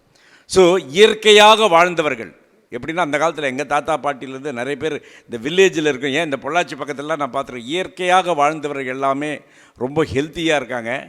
செயற்கைன்றதை விட டெக்னாலஜி வந்த பிறகு பார்த்திங்கன்னா இவங்க சொன்ன மாதிரி 40 வயசில் பல விஷயங்கள் ஆரம்பிச்சிருது. ஸோ இருந்தாலும் இவர்கள் சொல்லும் சில விஷயங்கள் எல்லாம் புதுமையாக இருக்கிறது. இப்பொழுது இந்த கம்ப்யூட்டரில், அதாவது கணினியில் என்ன புதுமை இருக்கிறது என்று தழுவுவதற்கு திரு லக்ஷ்மி நாராயணன் அவர்கள் உங்கள் கரவோசையுடன் இருக்கிறார். ராஜ் தொலைக்காட்சியினுடைய நேயர்கள் அனைவருக்கும் இனிய பொங்கல் திருநாள் நல்வாழ்த்துக்களை முதற்கண் தெரிவித்து மகிழ்கிறேன். இனிய தமிழினை, புதுமையான சிந்தனைகளை செவியிலே வாங்கி உள்ளத்திலே பதிய வைத்துக் கொள்ளுகிற, ரசனை என்பது ஆட்சி செய்து கொண்டிருக்கிற பொள்ளாச்சி மண்ணுக்கும் மக்களுக்கும் வணக்கங்களை சொல்லி, பொள்ளாச்சியில் நின்று பேசுறதே ஒரு பெருமை. என்ன காரணம் தெரியுமா நடுவர் அவர்களே? தமிழ் சினிமாவுக்கும் பொள்ளாச்சிக்கும் மிகப்பெரிய ஒரு ஒற்றுமை ஒன்று உண்டு. தமிழ் சினிமா அறையை விட்டு வெளியேறி வெளிப்புறத்தில் படப்பிடிப்பு நடத்த ஆரம்பித்த காலத்தில் இருந்து எந்த இடத்துல கேமராவை வச்சாலும் அழகான ஒளிப்பதிவை கொடுக்கிற ஒரே ஊர் மினி கோடம்பாக்கம் என்று அழைக்கப்படுகிற நம்முடைய பொள்ளாச்சி தான். குணச்சித்திர நடிப்பா, நகைச்சுவையா, இயக்கமா, தயாரிப்பா, பலகுரலா, நடுவர் பொறுப்பா, கலைகள் அத்தனையிலும் சிறந்து கலை தாய்க்கு மகனாகி ஒரு ஒப்பற்ற கலெக்டருக்கு தந்தையான போற்றுதலுக்குரிய நடுவர் அவர்கள். காலத்திற்கு ஏற்ற தலைப்பு சார். உண்மையாகவே நடுவர் அவர்களை பார்க்கும்போது எப்படி தெரியுமா இருக்குது? ஒயிட் அண்ட் ஒயிட்டில் சூப்பர் ஸ்டார் ரஜினிகாந்த் அவர்களை பார்க்குற மாரி இருக்கு எனக்கு. சூப்பர் ஸ்டார் மட்டும் இந்த பட்டிமன்றத்துக்கு இப்போ வந்து நம்ம நடுவரை பற்றி பேசுகிறதா இருந்தால் எப்படி தெரியுமா பேசியிருப்பாரு? ஆம்பளைங்க போடுறது இன்றைய கணக்கு, பொம்பளைங்க போடுறது நாளைய கணக்கு, பையனுங்க போடுறது மனக்கணக்கு, பொண்ணுங்க போடுறது திரு மனக்கணக்கு, ஏழைங்க போடுறது நாலு கணக்கு, பணக்காரங்க போடுறது பணக்கணக்கு, அரசியல்வாதிங்க போடுறது ஓட்டு கணக்கு, ஜனங்க போடுறது நம்பிக்கை கணக்கு, மனுஷன் போடுறது தப்பு கணக்கு, ஆண்டவன் போடுறது பாவ கணக்கு. இன்னைக்கு நம்ம சின்னிதயன் சார் கொடுக்க போற தீர்ப்பு நியாய கணக்கு. கூட்டி கழிச்சு பாரு, கணக்கு சரியா இருக்குவா? நியாய கணக்குன்னு சொல்லிட்டீங்க, கண்டிப்பா நியாயமா தான் கொடுப்போம். தலைப்பை பாருங்க சார். தேசம் மேம்பட கணினியில் கை தழுவ வேண்டுமா, கழனியில கால் பதிய வேண்டுமா? இதான தலைப்பு. இந்த பட்டிமன்றத்துக்கு, இந்த தலைப்புக்கு இப்போ நீங்க என்ன தீர்ப்பு கொடுக்க போறீங்க அவர்களே? கடைசியில் தான். ஓ, பட்டிமன்றம் முடிய விட்டு தீர்ப்பு கொடுப்பீங்களா? ஆனா நீங்க என்ன தீர்ப்பு கொடுக்க போறீங்கன்னு எனக்கு இப்பவே தெரிஞ்சிருச்சு. நீங்க எங்க அணிக்கு தான் தீர்ப்பு கொடுக்க போறீங்க, கம்ப்யூட்டருக்கு தான் தீர்ப்பு கொடுக்க போறீங்க. ஏன் தெரியுமா? 2024 இப்பதான் நாங்க ஃபேக் ஐடிங்கிற வார்த்தையை பத்தி பேசிக்கிட்டு இருக்கோம். ஆனா 25 ஆண்டுகளுக்கு முன்னாடியே 1999 காதலர் தினம் என்கிற திரைப்படத்திலே ஃபேக் ஐடி கேரக்டர்ல உலக வரலாற்றுல முதன்முறையா நடிச்சு கவுண்டமணி சாரோடைய கம்ப்யூட்டர்ல காதல் பண்ணவர் நீங்க. மாண்டிப்பைய. அப்ப எப்படி நீங்க கம்ப்யூட்டர் தீர்ப்பு கொடுக்காம இருப்பீங்க? இந்த 3 பேரையும் பார்த்துக்குங்க சார். முக்கியமான விஷயத்தை சொல்ல போறேன்.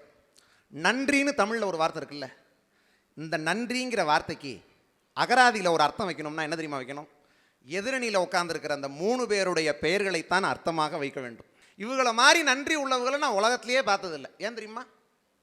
பட்டிமன்றம் என்னைக்கு நடக்குது, அப்படிங்கிற தகவலை செல்போன் மூலமாக கேட்டு தெரிஞ்சுக்கிட்டு, பட்டிமன்றத்துக்கான தலைப்பு என்ன அப்படின்றத வாட்ஸ்அப்பில் அனுப்ப சொல்லி கேட்டு வாங்கி படிச்சுவிட்டு, கம்ப்யூட்டருக்கு எதிரான பாயிண்ட் ஒவ்வொன்றையும் அதே கம்ப்யூட்டரை ஆன் பண்ணி கூகுளில் இருந்து தோண்டி எடுத்து மனப்பாடம் பண்ணிவிட்டு, இந்த பட்டிமன்றம் நடக்கிற இந்த அரங்கத்துக்கு கூகுள் மேப்பில் ரூட் கண்டுபிடிச்சு உள்ளே வந்துவிட்டு, எங்கள் கணினி யுகத்தில் கண்டுபிடிக்கப்பட்ட இத்தனை கேமராவுக்கு முன்னால் வந்து கம்பீரமாக நின்றுக்கிட்டு, எங்கள் டெக்னாலஜி கொடுத்த மைக்கு கிட்ட வாயை வச்சுக்கிட்டு கம்ப்யூட்டர் மோசம் அப்படின்னு பேசுகிற இந்த நன்றி உணர்வு இந்த 3 பேரை தவிர உலகத்தில் வேறு யார்ட்டுமே கிடையாது நடுவர் அவர்களே. சிறந்த திருமண ஜோடி யார் தெரியுமா? வாழ்க்கையில் கல்யாணம் பண்ணோம்னா பிஎஸ்சி கம்ப்யூட்டர் சயின்ஸ் படித்த பொண்ணு, பிஇ கம்ப்யூட்டர் இன்ஜினியரிங் படித்த பையன். இதுதான் உலகத்திலேயே சிறந்த ஜோடினா வாழ்க்கை பொருத்தத்துக்கு கூட கம்ப்யூட்டர் தான் அழகு நடுவர் அவர்களே. வாழ்க்கை எப்படி போகுதுன்னு யாராவது என்கிட்ட கேட்குறான்னு வைங்களேன், என் ஃப்ரெண்டு, அதே கம்ப்யூட்டர் ஸ்டைலில் தான் நான் சொல்லுவேன் வாழ்க்கை எப்படி போகுதுன்னு. வாழ்க்கைங்கிறது ஒரு ஆன்லைன், அதில் அன்புங்கிறது ஆஃப்லைன், பிரச்சனை அப்படிங்கிறது தொடர்ந்து அப்டேட்டிங், கவலை நாளுக்கு நாள் இன்கமிங், ஆனால் கையில் இருக்கிற காசு பூரா அவுட் கோயிங். நான் டெய்லி ஒர்க்கிங், இதில் சந்தோஷம் மெதுவாக டவுன்லோடிங். வாழ்க்கையவே கம்ப்யூட்டரை வச்சு சொல்லிட்டேன் சார். ஏன்? ஏன்னா கம்ப்யூட்டர் தான் சார் இன்னைக்கு வாழ்க்கை, அவ்வளோதான். நாங்கள் என்ன விவசாயத்துக்கு விரோதிகளா? அம்மா சொன்னாங்க, கடவுள் எனும் முதலாளி கண்டெடுத்த தொழிலாளி விவசாயி. நல்ல பாட்டு, அருமையான பாட்டு. ஆனால் இன்னைக்கு அப்படி மாறிடுச்சு. எப்படி தெரியுமா? மனிதன் எனும் தொழிலாளி கண்டெடுத்த முதலாளி தான் எங்கள் கணினி. சொன்னாங்க, வங்கத்தில் ஓடி வரும் நீரின் மிகையால் மையத்து நாடுகளில் பயிர் செய்வோம் பாரதி சொன்னார்னு ஒத்துக்கிறோம். பாரதி தான் சொன்னாரு, உழவுக்கும் தொழிலுக்கும் வந்தனை செய்வோம், வீணில் உண்டு கழித்திருப்போரை நிந்தனை செய்வோம். பாரதி தான் சொன்னார். ஆனால் அதே பாரதி தான் வேளாண்மைக்கும் விவசாயத்திற்கும் ஒருபோதும் நாம் அண்டை நாடுகளை சார்ந்திருக்க கூடாது, நம்மிடம் இருக்கக்கூடிய விஞ்ஞான அறிவினை, கணினி அறிவினை நாம் மேம்படுத்தி கொள்ள வேண்டும் என்கிற பொருளிலே குடைகள் செய்வோம், முழு படைகள் செய்வோம், ஞாலம் நடுங்க வரும் கப்பல்கள் செய்வோம், உலக தொழில் அனைத்தும் உவந்து செய்வோம் என்று பாடியவர் மகாகவி பாரதி என்பதை நீங்கள் மறந்துவிடக்கூடாது. இன்னைக்கு சந்திராயன் செஞ்ச சாதனையை பெருசா பேசுறமே, இதை கனவு கண்டது யார் தெரியுமா? முதல்ல இது வெறும் சாதனை கிடையாது, அன்னைக்கு கவியரசர் கண்ணதாசனும் மகாகவி பாரதியும் கண்ட கனவு. சந்திராயனுக்கு எப்படி தெரியுமா அன்னைக்கே கனவு கண்டார் பாரதி? வானை அளப்போம், கடல் மீனை அளப்போம், சந்திர மண்டலத்து இயல் கண்டு தெளிவோம்னார். கவியரசர் கண்ணதாசன் எப்படி தெரியுமா இதே கனவு கண்டிருக்காரு? வானத்தில் ஏறி சந்திர மண்டல வாசலை தொடலாமா, மாண்டு கிடக்கும் மனிதனின் மேனி மறுபடி எழலாமா, என்றொரு காலம் ஏங்கியதுண்டு, இன்று கிடைத்தது பதில் ஒன்று, ஞானம் பிறந்து வானில் பறந்து மீண்டு வந்தான் உயிர் கொண்டு, கேள்வி பிறந்தது அன்று, நல்ல பதிலும் கிடைத்தது இன்று, ஆசை பிறந்தது அன்று, யாவும் நடந்தது இன்று. ஆசை பிறந்தது அன்று.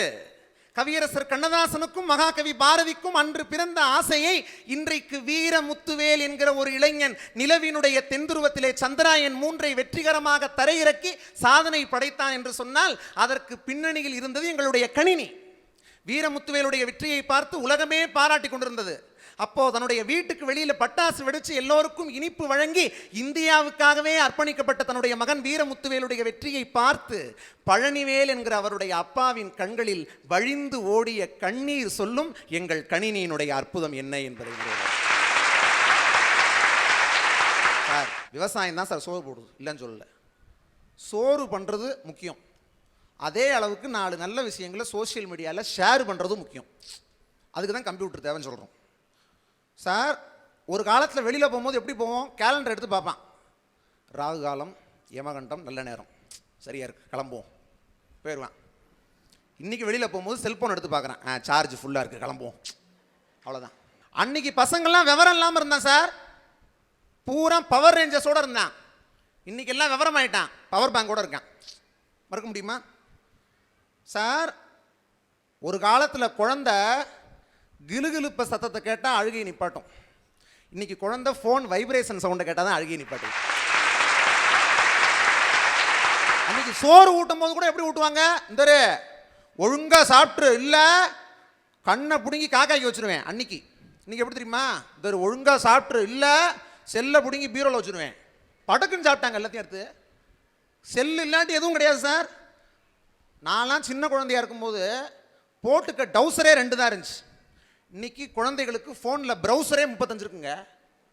எப்படி மாறிடுச்சு பாருங்க காலம். அன்னைக்கெல்லாம் சுகர் டேப்லெட் இல்லாட்டி கை நடுங்கும், இன்னைக்கு ஐஃபோன் டேப்லெட் இல்லாட்டி கை நடுங்கும். இந்த காலத்தில் வந்து கம்ப்யூட்டர் தேவையில்லை தேவையில்லைன்னு 3 பேரும் சொல்லிட்டு இருக்காங்க. நாங்கள் என்ன சொல்கிறோம் பாருங்க, வயிற்று பசியை போக்கும் சக்தி உங்கள் கழனிக்கு தான் உண்டு, ஆனால் அறிவு பசியை போக்கும் சக்தி எங்கள் கணினிக்கு தான் உண்டு. உங்கள் கழனி வயலிலே நின்று உழுவதற்கு கற்றுக் கொடுக்கும், ஆனால் எங்களுடைய கணினி வாழ்க்கையில் எத்தனை முறை நாங்கள் தடுமாறி விழுந்தாலும் எழுவதற்கு கற்றுக் கொடுக்கும். வாழ்க்கையை வாழ்வதற்கு உங்கள் கழனிதான் வழிகாட்டி, ஆனால் இன்று உங்கள் கழனிக்கே எங்கள் கணினிதான் வழிகாட்டி என்கிற உண்மையை இந்த அரங்கம் உணர்ந்து கொள்ள வேண்டும். கணினியால விவசாயம் பார்க்க முடியுமான்னு கேட்டாங்க. அதுக்கு ஒரு பதிலை சொல்றேன் ஆதாரப்பூர்வமா. கிருஷ்ணகிரி மாவட்டத்தில் செல்வமுரளி என்கிற ஒரு இளைஞன் கணினி மென்பொருள் நிறுவனத்தினுடைய ஒரு தலைவர். அவருக்கும் விவசாயத்துக்கும் சம்பந்தம் கிடையாது.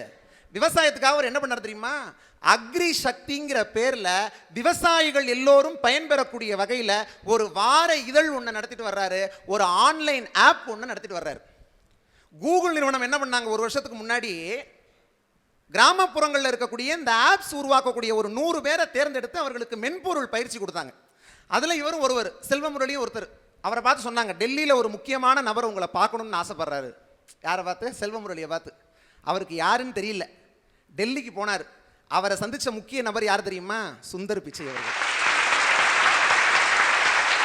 உலகத்தினுடைய தலை சிறந்த கூகுள் நிறுவனத்தினுடைய தலைவர் சுந்தர் பிச்சை என்கிற ஒரு தமிழன் ஒரு சாதாரண கிராமத்தை சேர்ந்த ஒரு இளைஞனை நேரிலே அழைத்து, இந்தியாவில் விவசாயத்திற்கான தேவை எந்த அளவுக்கு இருக்கிறது, ஆர்டிஃபிஷியல் இன்டெலிஜென்ஸ் என்று சொல்லக்கூடிய செயற்கை நுண்ணறிவை விவசாயத்தில் எப்படி பயன்படுத்தலான்னு சுந்தர் பிச்சை ஒரு கிராமத்தை சேர்ந்த இளைஞனை அழைத்து 16 நிமிடங்கள் அந்த இளைஞனிடம் ஆலோசனை கேட்டார் என்றால் இது கணினிக்கு கிடைத்த வெற்றியே அன்றி வேற என்ன?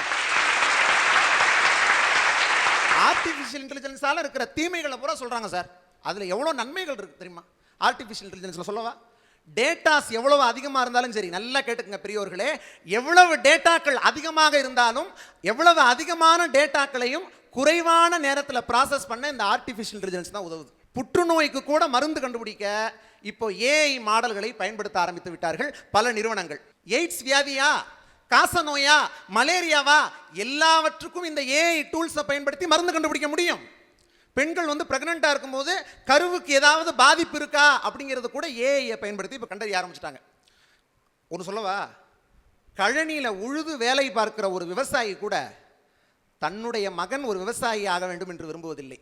ஒரு கணிப்பொறியாளனாக, பொறியியல் வல்லுநர் ஆக வேண்டும் என்றுதான் ஒரு விவசாயியே விரும்புவான். ஒரு காலத்துல வரட்டி தட்டி கொண்டிருந்த பெண்கள் இப்போது கணிப்பொறியிலே விசைப்பலகையை தட்டி லட்சக்கணக்கிலே சம்பாதித்துக் கொண்டிருக்கிறார்கள் என்றால் இந்த முன்னேற்றத்தை ஏற்படுத்தியது எங்களுடைய கணினி. இப்போ வெள்ளம் வந்தது சென்னையில், தென் மாவட்டங்களில் வெள்ளம் வந்துச்சு. நல்ல மனம் படைத்த எல்லோரும் உதவினார்கள். அவரவருக்கு தேவையான உதவியை அவரவரிடம் கொண்டு போய் சேர்த்தது எது? இந்த கையடக்க கணினி தான்.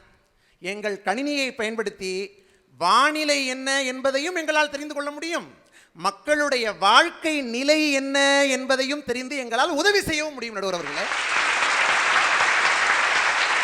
பெண்களுக்கு கணினி வந்து அவ்வளவு ஆபத்தை ஏற்படுத்துதான். காவலன் SOSன்னு ஒரு ஆப் சார். இந்தியாவில் எந்த மூலையில் இருக்கக்கூடிய பெண்கள் பாதிக்கப்பட்டாலும் அந்த காவலன் SOS ஆப்பை பயன்படுத்தி காப்பாற்ற முடியும். 1091 என்கிற ஒரு அவசர உதவி என்று இருக்கு, 198 என்கிற ஒரு அவசர உதவி என்று இருக்கு குழந்தைகளுக்காக. கம்ப்யூட்டர் இல்லாமல் இன்னைக்கு படிப்பே இல்லை சார். ஹார்ட் டிஸ்கையும் மேக்னெட்டிக் டிஸ்கையும் பயன்படுத்தி தான் பல பள்ளிகளில் குழந்தைகளுக்கு பாடமே நடத்துகிறாங்க. எவ்வளவு சாதனைகள் நடந்திருக்கு தெரியுமா கம்ப்யூட்டரால்? திருவாரூரிலே 9ஆம் வகுப்பு படிக்கக்கூடிய மாதவ் என்கிற மாணவன் 20 முறை தோல்வி அடைந்து 21வது தடவை CPU என்கிற மைய செயலாக்க கருவியை கையடக்க அளவிலே கண்டுபிடித்திருக்கிறான். ஒரு 9ஆம் வகுப்பு மாணவன். கன்னியாகுமரி மாவட்டம் நாகர்கோவிலை சேர்ந்த ஆலன் ஃபெட்ரிக் என்கிற மாணவன் வளைவுகளில் ஏற்படக்கூடிய விபத்துகளை தடுப்பதற்கு ஒரு அறிவியல் சாதனத்தை கண்டுபிடித்திருக்கிறான். நாகையிலே தேசிய மேல்நிலை பள்ளியிலே படிக்கக்கூடிய 2 மாணவர்கள் அப்துல் முகமது சபரிவாசன், இவர்கள் எல்லோரும் பார்வையற்றவர்களுக்கான பிரத்யேக கண்ணாடியை கண்டுபிடித்திருக்கிறார்கள். கணினி மூலமா விவசாயம் பார்க்க முடியுமான்னு கேட்குறாங்க. பார்க்க ஆரம்பிச்சாச்சு. சென்னையில் ரோபோட்டிக்ஸ் தொழில்நுட்பத்தை பயன்படுத்தி கிட்டோபோட்டிக்ஸ் அமைப்பை சேர்ந்த குழந்தைகள் குழு ஒரு அக்ரோபோல் என்கிற விவசாயம் பார்க்கிற ரோபோவை உருவாக்கி இருக்கிறார்கள். அந்த ரோபோவே விதை விதைக்குது, அந்த ரோபோவே களை எடுக்குது, அந்த ரோபோவே நீர் பாய்ச்சுகிறது. இனிமேல் எங்கள் கணினி இல்லாமல் உங்கள் கழனியே இல்லை. ஈரோடு மாவட்டம் பெரளிமேடு என்கிற கிராமத்தைச் சேர்ந்த ஸ்ரீநிதி என்கிற ஒரு 12ஆம் வகுப்பு படிக்கக்கூடிய மாணவன் 18 கிராம் எடையில 3 சென்டிமீட்டர் உயரம் கொண்ட ஒரு செயற்கைக்கோளை கண்டுபிடித்திருக்கிறான். அது விவசாயத்துக்கு எவ்வளவு பெரிய உதவியை செய்து தெரியுமா? வெப்பநிலையா, காற்றழுத்தமா, கடல் மட்ட அழுத்தமா, உயரமா, எல்லாவற்றையும் கண்டறிந்து எல்லா வேளாண் தகவல்களையும் கண்டறிந்து ஒரு ஆன்லைன் ஆப் மூலமாக உடனடியாக அனுப்புது சார் அந்த கருவி. கும்பகோணத்தில் அரசு பொறியியல் கல்லூரியிலே படிக்கக்கூடிய மாணவர்கள் காற்று மாசுபடுவதை தடுப்பதற்காக சூரிய ஒளி வாகனங்களை கண்டுபிடித்திருக்கிறார்கள். இவங்க சொன்னாங்க, சுழன்றும் ஏர் பின்னது உலகம். வள்ளுவர் சொன்ன திருக்குறளை நான் சொல்றேன்.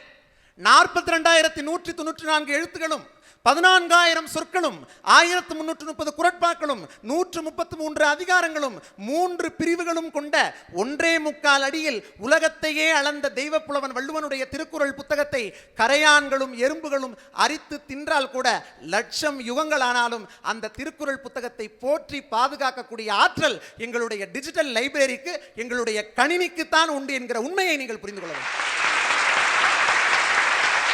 காதல் பாட்டு பாடினா கூட கம்ப்யூட்டரை வச்சு பாடினாதான் ரசிக்கிறான். எப்படி தெரியுமா? டெலிஃபோன் மணி போல் சிரிப்பவள் இவளா. தாளம் போடுங்க நடுவர்களே, தாளம் போடுங்க வாயில. இதுக்கெல்லாமா? மெல்போன் மலர் போல் மெல்லிய மகளா, டிஜிட்டலில் செதுக்கிய குரலா, எலிசபெத் டெய்லர் மகளா, ஜாகிர் ஹுசேன் தபலா இவள் தானா? சொன்னா சொன்னா இவள் அங்கம் தங்கம் தானா? சொன்னா சொன்னா இவள் லேட்டஸ்ட் செல்லுலார் போனா? கம்ப்யூட்டர் கொண்டிவளை இந்த பிரம்மன் அழைத்தானா என்று சொல்லி இன்றைக்கு கம்ப்யூட்டர் இல்லாமல் காதலும் கிடையாது, உங்கள் கழனியும் கிடையாது. எல்லாவற்றுக்கும் அடிப்படை எங்கள் கணினி தான். ஆகவே தேசம் மேம்படுவதற்கு கணினி மக்களுடைய கைகளில் தழுவ வேண்டும், அதுதான் தேவை என்கிற ஒரு நல்ல தீர்ப்பினை வழங்குமாறு கேட்டு விடைபெறுகிறேன். கடைசியா டெலிஃபோன் மணி போல் சிரிப்பவள் இவளான முடிச்சிங்க. உங்களுக்கு கல்யாணம் ஆயிடுச்சா லட்சுமி நாராயணன்? ஆகலை நினச்சேன். எந்த அளவுக்கு நீங்கள் இந்த கணினி கம்ப்யூட்டரை யூஸ் பண்ணியிருக்கீங்க உங்களுடைய வருங்கால வாழ்க்கைக்குன்னு தெரியுது. கல்யாணம் ஆகாதவர் இவ்வளோ உணர்ச்சி வசப்பட்டு பேசியிருக்காரு. கவலையப்படாதீங்க. நீங்கள் அடிக்கடி SMS அனுப்பிச்சிட்டு இருக்கீங்க இல்லையா, அந்த ஜோடி உங்களுக்கு கிடைக்கும். ஒரு கர ஓசை. அடுத்த பொங்கல் இவருக்கு ஒரு தலை பொங்கலாக இருக்கும். பிரமாதம் லட்சுமி நாராயணன். அடுத்தது படையெடுத்து ஆடுவதற்கு கழனியில் கால் பதிய திருமதி நாக நந்தினியை உங்கள் கர ஓசையுடன் அழைக்கிறேன். வாழ்க வையகம், வாழ்க வையகம், வாழ்க வளமுடன். குரு வாழ்க, குருவே துணை. தமிழ் மொழி என்று சொன்னால் உமிழ்நீரும் தித்திக்கும் அத்தகைய தமிழ் அன்னையை வணங்கி ஆன்றோருக்கும் சான்றோருக்கும் நடுவர் பெருந்தகைக்கும் உலகெங்கும் வாழ்ந்து கொண்டிருக்கும் ராஜ் தொலைக்காட்சி நேயர்கள் உங்கள் ஒத்துணை பேருக்கும் இதயம் கனிந்த பொங்கல் திருநாளாம் தை திருநாள் நல்வாழ்த்துக்களை தெரிவித்துக் கொள்கிறேன். பேசினாங்களே எங்களுடைய அண்ணன் அப்துல் கலாம் ஐயா அவர்களுக்கே கம்ப்யூட்டர் டீச்சரா இருந்தவர் தான் எங்களுடைய பிரபு சார் அவர்கள். ஆக சிறந்த ஒருத்தர் பாருங்க. அவரு அப்துல் கலாம் ஐயா அவ்வளோ பெரிய ஆள் ஆனதுக்கு இவருடைய கம்ப்யூட்டர் தான் காரணமா? என்ன ரீல் 70mm பிலிம் அது உங்ககிட்டயே சுத்துறாரு. கம்ப்யூட்டர் இருக்கா இன்னும்? அதுதான் தெரியல, பார்க்கலாம். அந்த கம்ப்யூட்டர் இருந்தா இவர் தான் கொண்டு வந்து காமிக்கணும்ல நமக்கு. ஏங்க என்ன சொன்னீங்க? மகிழ்ச்சி நிறைந்திருக்கக்கூடிய ஊரு பொள்ளாச்சி. சரிதான், மகிழ்ச்சி நிறைந்திருக்கக்கூடிய ஊர் தான். எதனால் அந்த மகிழ்ச்சி வந்துச்சு? உலகத்தையே வாழ வைக்கக்கூடிய, விவசாயத்தை தன்னுடைய மூச்சாக வச்சிருக்கக்கூடிய, சாட்சியாக விளங்கி கொண்டு இருக்கக்கூடிய ஊர் தாங்க பொள்ளாச்சி. நம்ம தம்பி வந்தார், என்ன சொன்னார்? உங்களை பார்த்து சூப்பர் ஸ்டார் மாதிரி இருக்கீங்க. நீங்க போட்ட சட்டையை பார்த்தா இல்ல சார், வெள்ளை சட்டைனால இல்ல, உங்களுடைய புள்ளைய நல்ல வேலையில உட்கார வச்சிருக்கீங்க பாருங்க, அதனாலதான் சார் நீங்க சூப்பர் ஸ்டாரா இருக்கீங்க. இப்போ అర్థమైందా రాజా? ఇప్పుడు చూడు. அவர் வந்து வெண்டைக்காய் விதை இருந்தா அவங்களுக்கு கொடுங்க, கத்திரிக்காய் விதை இருந்தா அவங்களுக்கு கொடுங்க, பரவாயில்லைங்க. அந்த விதையை வச்சுனாச்சு எப்படியாச்சும் பாடுபட்டு விவசாயம் பண்ணி சாப்பாடுனாச்சும் சாப்பிட்றோம். இவங்களோட 2G 3G டேட்டா வச்சு நாங்கள் என்ன பண்ண முடியும்? ஒன்றும் இல்லை. அந்த டேட்டா வச்சு என்ன தெரியுமா ஐயா நடக்குது இப்போல்லாம்? கம்ப்யூட்டர் எடுத்து பாருங்க, உங்கள் 2G 3G டேட்டா எடுத்துக்கோங்க, யூடியூப்பை திறந்து பாருங்க. வாங்க, வெல்கம் ஹோம் டூர் பார்ப்போமா, எங்களுடைய கிச்சன் டூர் பார்ப்போமா, எங்களுடைய பாத்ரூம் டூர் பார்ப்போமா, எங்களுடைய ஃப்ரிட்ஜுக்கெல்லாம் டூர் வச்ச ஒரே இயக்கம் இவங்களுடைய கணினி இயக்கம் தான். இதில் எங்கத்த போய் தேசம் மேம்பாடு அடைகிறது? ஒரு நிமிஷம் யோசிச்சு பாருங்க. இன்னும் வாஷிங் மிஷினுக்கு தாங்க டூர் வைக்கல, அதுக்கும் ஏதாச்சும் ஒரு ஆப் இருந்தால் அதையும் வச்சு விட்டுருவாங்க. இதுல கூகுள் பே இருக்குது, போன் பே இருக்கு, டிஜிட்டல் பே இருக்கு. கையில காசு இருந்த வரைக்கும் எவ்வளவு செலவு பண்ணணும்னு தெரியும். எது இல்லாம போனோன்னே இங்க பெப்பேன்னு முழிச்சுற அளவுக்கு தான் எல்லாத்தோட வாழ்க்கையும் இருக்குது. பார்த்துக்கோங்க, எவன் என்ன எடுக்கிறானே தெரியறது இல்லை. இதுல வேற தென்னை வச்சா கூடி வாழ்க்கையில பெரிய விஷயம் இல்லையா, 1000 தென்னை இருந்தாலும் பெரிய விஷயம் இல்லையா. ஒரு ஆப் போதுமா? அந்த ஆப் செய்யற ஆப் என்னன்னு சொல்லட்டுமா? என்னங்க பேசிட்டு இருக்கீங்க? எத்தனையோ விஷயம் செஞ்சிருக்கலாம், ஆனா உங்களோடது எவ்வளோ ஒரு இழிவான செயல்கள் நடக்குது. ரம்மி சர்க்கிள்ன்ற ஒரு ஆக இழிவான ஒரு ஆப்புங்க. உண்மையா அது அப்படிதான் சொல்லணும். இன்னைக்கு கோவையை சேர்ந்த 28 வயது இளைஞன் மதன்குமார் அவர்கள் தன்னுடைய உயிரியே போக்கிட்டாருன்னு சொன்னா, எங்க இது எல்லாத்துக்கும் மேல தூத்துக்குடியை சேர்ந்த ராணுவ வீரர்னு சொன்னாலே நம்ம சல்யூட் அடிப்போமே, அந்த ராணுவ வீரர் இதுல பல லட்சத்தை இழந்துட்டோம்னு சொல்லி மணிதுரைங்கிறவரு அம்மா கூட போன்ல பேசிட்டு இருக்கும் போது துப்பாக்கியால சுட்டு தற்கொலை பண்ணிட்டாங்கங்க. அதுதாங்க உங்க ஆப்பினுடைய சாதனையா? தம்பி வந்து சொல்றாரு, எப்படி நீங்க கல்யாணம் பண்ணி வைக்கணும் தெரியுமா? யாருக்கு? எங்களுக்கே பாடம் எடுக்கிற மாப்பிள்ளை கவுண்டர் பாடமே எங்க ஊர்ல தான் எடுத்தாங்க, நீங்க எங்களுக்கே பாடம் நடத்துறீங்கன்னா பார்த்துக்கோங்களேன். எப்படி பிஇ படிச்ச பையனுக்கும் பிஎஸ்சி படிச்ச பொண்ணுக்கும் கல்யாணம் பையன், அதனாலதான் ஆன்லைன்லயே டைவர்ஸ் வாங்கிட்டு போயிடும். அதுதான் பார்த்துக்கோங்க. இதுல வந்து எங்களுடைய வாட்ஸ்அப்ல பாக்குறோம், ஃபேஸ்புக்ல பாக்குறோம், லைக்க போடு, ஷேரை போடு, எல்லாம் போட்டு மண்டையை போட்டா கூட அவன் லைக்க தான் போடு. எங்களுடைய 1000 சொற்கள், 1000 விஷயம், திருவள்ளுவர் மொத்த குறளையும் ஒரு ஆப்ல வச்சிருக்காங்க. எங்களுடைய செல்போன்ல தானே பாக்குறீங்க. எங்க ஒரு வைரஸ் வந்தா போயிடும், அத்தனையும் கரெக்ட் ஆகி முடிஞ்சு வச்சு. அப்புறம் வீரமுத்துவேல் பாத்தீங்களா எப்படி சேட்டலைட் விட்டாரு? அவங்க அப்பா பழனிசாமி எதனால தெரியுமா கண்ணீர் விட்டுருப்பாரு? கழனில நான் கால் பதிச்சனாலதாயா உன்னுடைய இன்னைக்கு வாழ்க்கை இன்னைக்கு விண்ணுலகம் வரைக்கும் போயிருக்குன்னு சொன்னனால, அந்த விவசாயினாலதான் சரி இன்னைக்கு தேசம் மேம்படுது. ஆளுக்கு பாரதியார கையில் எடுத்துட்டாங்க. உண்மையாலுமே பாரதியார் என்ன தெரியுமா ஐயா சொன்னாங்க? மண் வெட்டி கூலி தின்னல் ஆச்சே, எங்கள் வாழ் வழியும் வேள் வழியும் போச்சே, விண்முட்டி நின்ற புகழ் போச்சே, இந்த மேதனியில் கெட்ட பெயர் ஆச்சே, நானிலங்கள் வில்லினோடு தூண்டி நல்ல நாளு மிகு சமூகலியும் பேணி பூனிலிங்கு தின்ன கதை கொண்டு போர் செய்த காலமெல்லாம் பண்டு, ஏழை எளியவர் வீட்டில் இந்த ஈன வயிறுபடும் பாட்டில் கொள்ளை எலிகள் அல்லவா பொருள் கொண்டு வந்து சொல்ல துடிக்குதடா நெஞ்சம், வெறும் சோத்துக்கோ வந்தது இந்த பஞ்சம் அப்படின்னு பஞ்சத்துல அடிபட வைக்கிறதாங்க உங்களுடைய கணினி. இவங்க எல்லாரும் பேசுறது என்னங்க தெரிஞ்சது? சோறு, விவசாயினா சாப்பாடு, விவசாயினா சாப்பாடு மட்டும், மிஞ்சி மிஞ்சி போனால் ஒரு நல்ல வாழ்க்கை வாழலாம், அவ்வளோதாங்க எல்லாரும் நினச்சிருக்காங்க. எல்லாத்துடைய அறிவும் அவ்வளோதான் இருக்கு. அதுக்கு மேலே போனால் எங்கள் அம்மா சொன்ன மாதிரி ஒரு டைலாக் தான், விவசாயி சேத்துல காலை வச்சாதான் நம்மளாம் சோத்துல கை வைப்போம்னு சொல்லிட்டு அந்த விவசாயத்துக்கே மிகப்பெரிய துரோகம் பண்ற கூட்டம் தான் அந்த கூட்டம். என்னங்க இவங்கெல்லாம் எப்படி பந்தா விடுறாங்க தெரியுமா? நாங்கெல்லாம் இன்னைக்கு ஆன் சைட் போனோம்னா டாலர்லயே சம்பாதிப்போம், எங்களுடைய கணினி அந்த அளவுக்கு கொடுத்துருக்கு, காசு கொடுத்தா போதுங்க, கம்மங்கூழா இருந்தாலும் கெலாக்ஸ் வச்சா கொடுக்கறதா இருந்தாலும் வீட்டுக்கு வரும். டல்கோனா காஃபிலிருந்து டோனட் பீஸா வரைக்கும் எடுத்துப்போம். இல்லை இயற்கையில் சாப்பிடணும்னு சொல்கிறீங்களா, அதே அந்த டாலரை கொடுங்க. கருப்பு கவுனிலேருந்து மாப்பிள சம்பா வரைக்கும், ஆர்கானிக் வெஜிடபிள்ஸ்லேருந்து எக்ஸ்போர்ட் வெஜிடபிள்ஸ் வரைக்கும், வீட்டு சாப்பாடுலேருந்து 5 ஸ்டார் ஹோட்டல் சாப்பாடு வரைக்கும் ஆன்லைனில் ஆர்டர் போட்டால் வீடு தேடி வரும்னு நீங்கள் சொல்கிறீங்களே. எங்க விவசாயி ஐயா, நீங்கள் கலைத்துறையில் இருக்கீங்க, உங்களுக்கெல்லாம் ஒரு விஷயம் சொல்கிறேன். கடைசி விவசாயின்னு ஒரு படம் வந்துச்சு, நீங்கள் பார்த்தீங்களா? அதில் ஒரு சீன் இருக்குங்க, உண்மையாக நொந்து போயிட்டேன். அந்த கோட் சீனில் அந்த ஐயா நின்றுட்டு இருப்பார், அவருக்கு காது கேட்காது. அப்போ மயிலை நீங்கள் கொன்னீங்களாமே அப்படின்னு சொல்லி கேட்கும்போது இன்னொரு ஆள் சொல்லுவார், டிரான்ஸ்லேட் பண்ண சொல்லும் அந்த ஜட்ஜம்மா. அதுக்கு அவர் சொல்லுவார், மயிலை நீ கொண்டையாமா? மயிலை நான் கொண்டனா? யார் சொன்னா?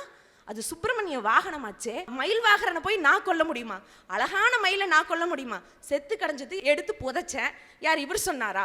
அவர் சொன்னான்னு கேட்கும்போது அந்த விவசாயத்தினுடைய பரிதாபனுடைய நிலை என்னன்னு சொல்லி அந்த இடத்துலயே நம்மளுக்கு புரிஞ்சிரும்னு சொன்னா, அந்த விவசாயினுடைய அந்த படத்தினுடைய கடைசியில வருங்க, மொத்தத்தையும் போலீஸ்காரங்கிட்ட சொல்லி யார்கிட்ட சொல்லி அந்த வயலை பார்த்துக்க முடியாது. அவரோட பட்ட பாட மொத்தத்தையும் அந்த ஜட்ஜம்மா புரிஞ்சுக்கிட்டு கடைசியில அஞ்சறிவு உயிரான அந்த யானை முதற்கொண்டு எல்லாம் வந்து நாத்தை எல்லாம் திரும்ப எடுத்து நட்டு வைக்கும் போது இப்பதான் என் தமிழன் தலை நிமிர்றான் அப்படின்னு சொல்ற அளவுக்கு விவசாயத்தை சொல்ல முடியும்னா இதுதாங்க அது மேம்பாடு அடையுதுன்னு சொல்றேன். ஆன்லைன்ல ஆக்டிவா இருக்கக்கூடிய உங்களுடைய லைஃப் ஆஃப்லைன்ல ஷட் டவுன் ஆகாம இருக்கணும்னு வச்சுக்கோங்க. விவசாயிங்கிற பிளக் பாயிண்ட் இருக்கணும் தம்பி, இல்லைன்னா சிஸ்டமே காலியாகி போயிடும். விவசாயம்னு சொன்னா சோறுன்னு தானே நினைக்கிறோம், கிடையாதுங்க. கிட்டத்தட்ட இன்னைக்கு 3ஆம் உலகப் போர், இவங்க சொன்ன கணினி தான் ஏன் சொல்லியிருக்கு, 3ஆம் உலகப் போர்னு ஒன்று வரப்போகுதுன்னா அது உலக நாடுகள்ல தண்ணிக்காக தான் வருமா. உணவு இல்லாம கூடி வாழ்ந்துடலாங்க, குடிக்க தண்ணி இல்லாம வாழ முடியுமா? கிட்டத்தட்ட 50-60 வருஷமா 1000 டன் கணக்குல தண்ணி இந்த நிலத்துல இருந்து உறிஞ்சிட்டு இருக்கோமே. 1 டன் வேண்டாம், இவங்களுக்கு நான் ஓப்பன் சேலஞ்ச் கொடுக்குறேன், எல்லாத்தையும் ஆப்பில் டவுன்லோட் பண்ணி வர வச்சிருவாங்களே, 1 டம்ளர் தண்ணியை உற்பத்தி பண்ணி காக்க முடியுமா உங்களால? உங்க ஆப்னால உற்பத்தி பண்ணி காமிக்க முடியுமா? ஆனா இந்த தண்ணிய மீண்டும் மீட்டெடுக்கக்கூடிய அந்த வித்தையை தெரிஞ்சு வச்சிருக்க ஒரே இனம் விவசாயிங்கிற இனம் தாங்க. நாங்க ஒன்றும் சும்மா பேச கிடையாது. அன்னைக்கே தமிழை எழுதி வச்சிருந்தான், வரப்புயர நீர் உயரும், நீர் உயர நெல் உயரும், நெல் உயர குடி உயரும், குடி உயர கோல் உயரும், கோல் உயர்ந்தால்தான் ஒரு கோமகனே உயர்வான்னு சொன்னா மண்ணை நல்லா இருக்கணும்னா நீர்வளம் நல்லா இருக்கணும். அப்ப இந்த தேசம் மேம்பாடு அடையணும்னு சொன்னா அதுக்கு விவசாயி தாங்க ஆதாரமா இருக்கணும். இன்னைக்கு நிகழ்கால உண்மை, 1 ஏக்கரால வரப்பு போட்டிருக்காருன்னு வச்சுக்கோங்க விவசாயி, 1 ஏக்கரால 1 அடி தண்ணி கிட்டத்தட்ட 110 டன்னா. 1 டன்னுங்கிறது கிட்டத்தட்ட 1000 கிலோவா.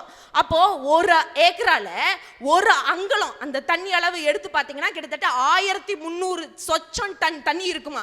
அப்போ 1 ஏக்கரா முழுக்க எத்தனை தண்ணியை சேர்த்து வச்சு அந்த தண்ணி நல்லா இருக்கணுன்றதுக்காக அந்த வரப்பை நட்டு அந்த வரப்பை உயர்த்தி மழைக்கான வேலையை செஞ்சு நிலத்தடி நீரை அதிகம் பண்ணி இன்னைக்கு மழை முகுடு வரைக்கும் பருவமழை நல்லா பெய்யுதுன்னு சொன்னா அதுக்கு என்னுடைய விவசாயி கழனியில இறங்கி கால பதிக்கலைன்னா முடியுமா சார்? இது ஒண்ணு சாதாரண நீங்க நினைக்கிற மாதிரி கரப்ட் ஆகிற கார்ப்பரேஷன் ஒர்க் கிடையாது. growth and development கொடுக்கக்கூடிய crop cultivation work.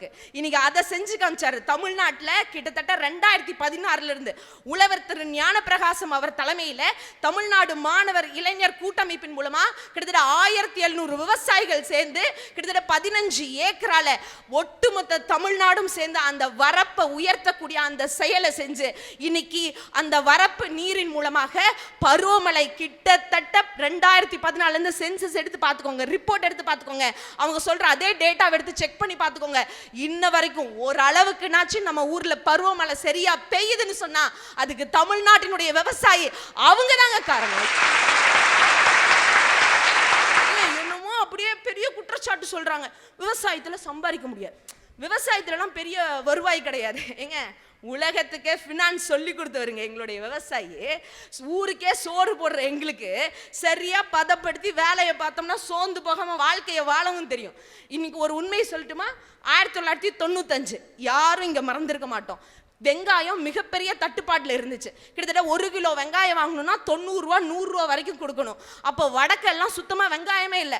கல்கத்தாக்காரன் தமிழ்நாட்டுக்கு வந்தான், இங்க இருக்கிற ஒரு ஆள் வெங்காயம் மகசூல் பண்ணி வச்சிருக்கிறாருன்னு சொல்லி வரலி வெங்காயத்தை 3 ஏக்கராக்கு போட்டு 1 கிலோ 65 ரூபா 75 ரூபாய்க்கு வித்து இங்க இருக்கக்கூடிய திருப்பூரை சேர்ந்த இயற்கை விவசாயி பழனிசாமி ஐயா அவர்கள் 1995 25 லட்சத்தை சேமிச்சு எடுத்தாருன்னு சொன்னா, விவசாயத்துல மனுஷனை வாழ வைக்கவும் முடியும், மனிதனுடைய வாழ்க்கையை மேம்படுத்தவும் முடியுங்க.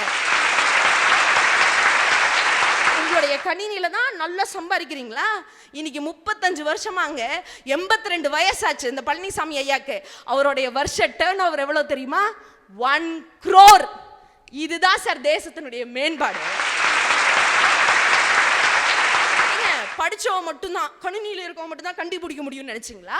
வெறும் 10வது தான் படிச்சு நெல் விவசாயத்துல லாபம் சம்பாதிக்கிறான். இயற்கை விவசாயம் தான் எல்லாத்துக்கும் ஆதாயம்னு சொல்லி நெல் விதைகளை ஆராய்ச்சி செய்து பாரம்பரிய நெல் விதைகளை மீட்டெடுத்து 2005 தனது பண்ணையிலே நெல் திருவிழாவை நடத்தி கிட்டத்தட்ட 170 பாரம்பரிய நெற்களை மீட்டெடுத்து அதை மற்ற விவசாயிகளுக்கு இலவசமாக கொடுத்து 2005 கூடி 147 விவசாயி தான் அந்த திருவிழாவில் கலந்துக்கிட்டாங்க.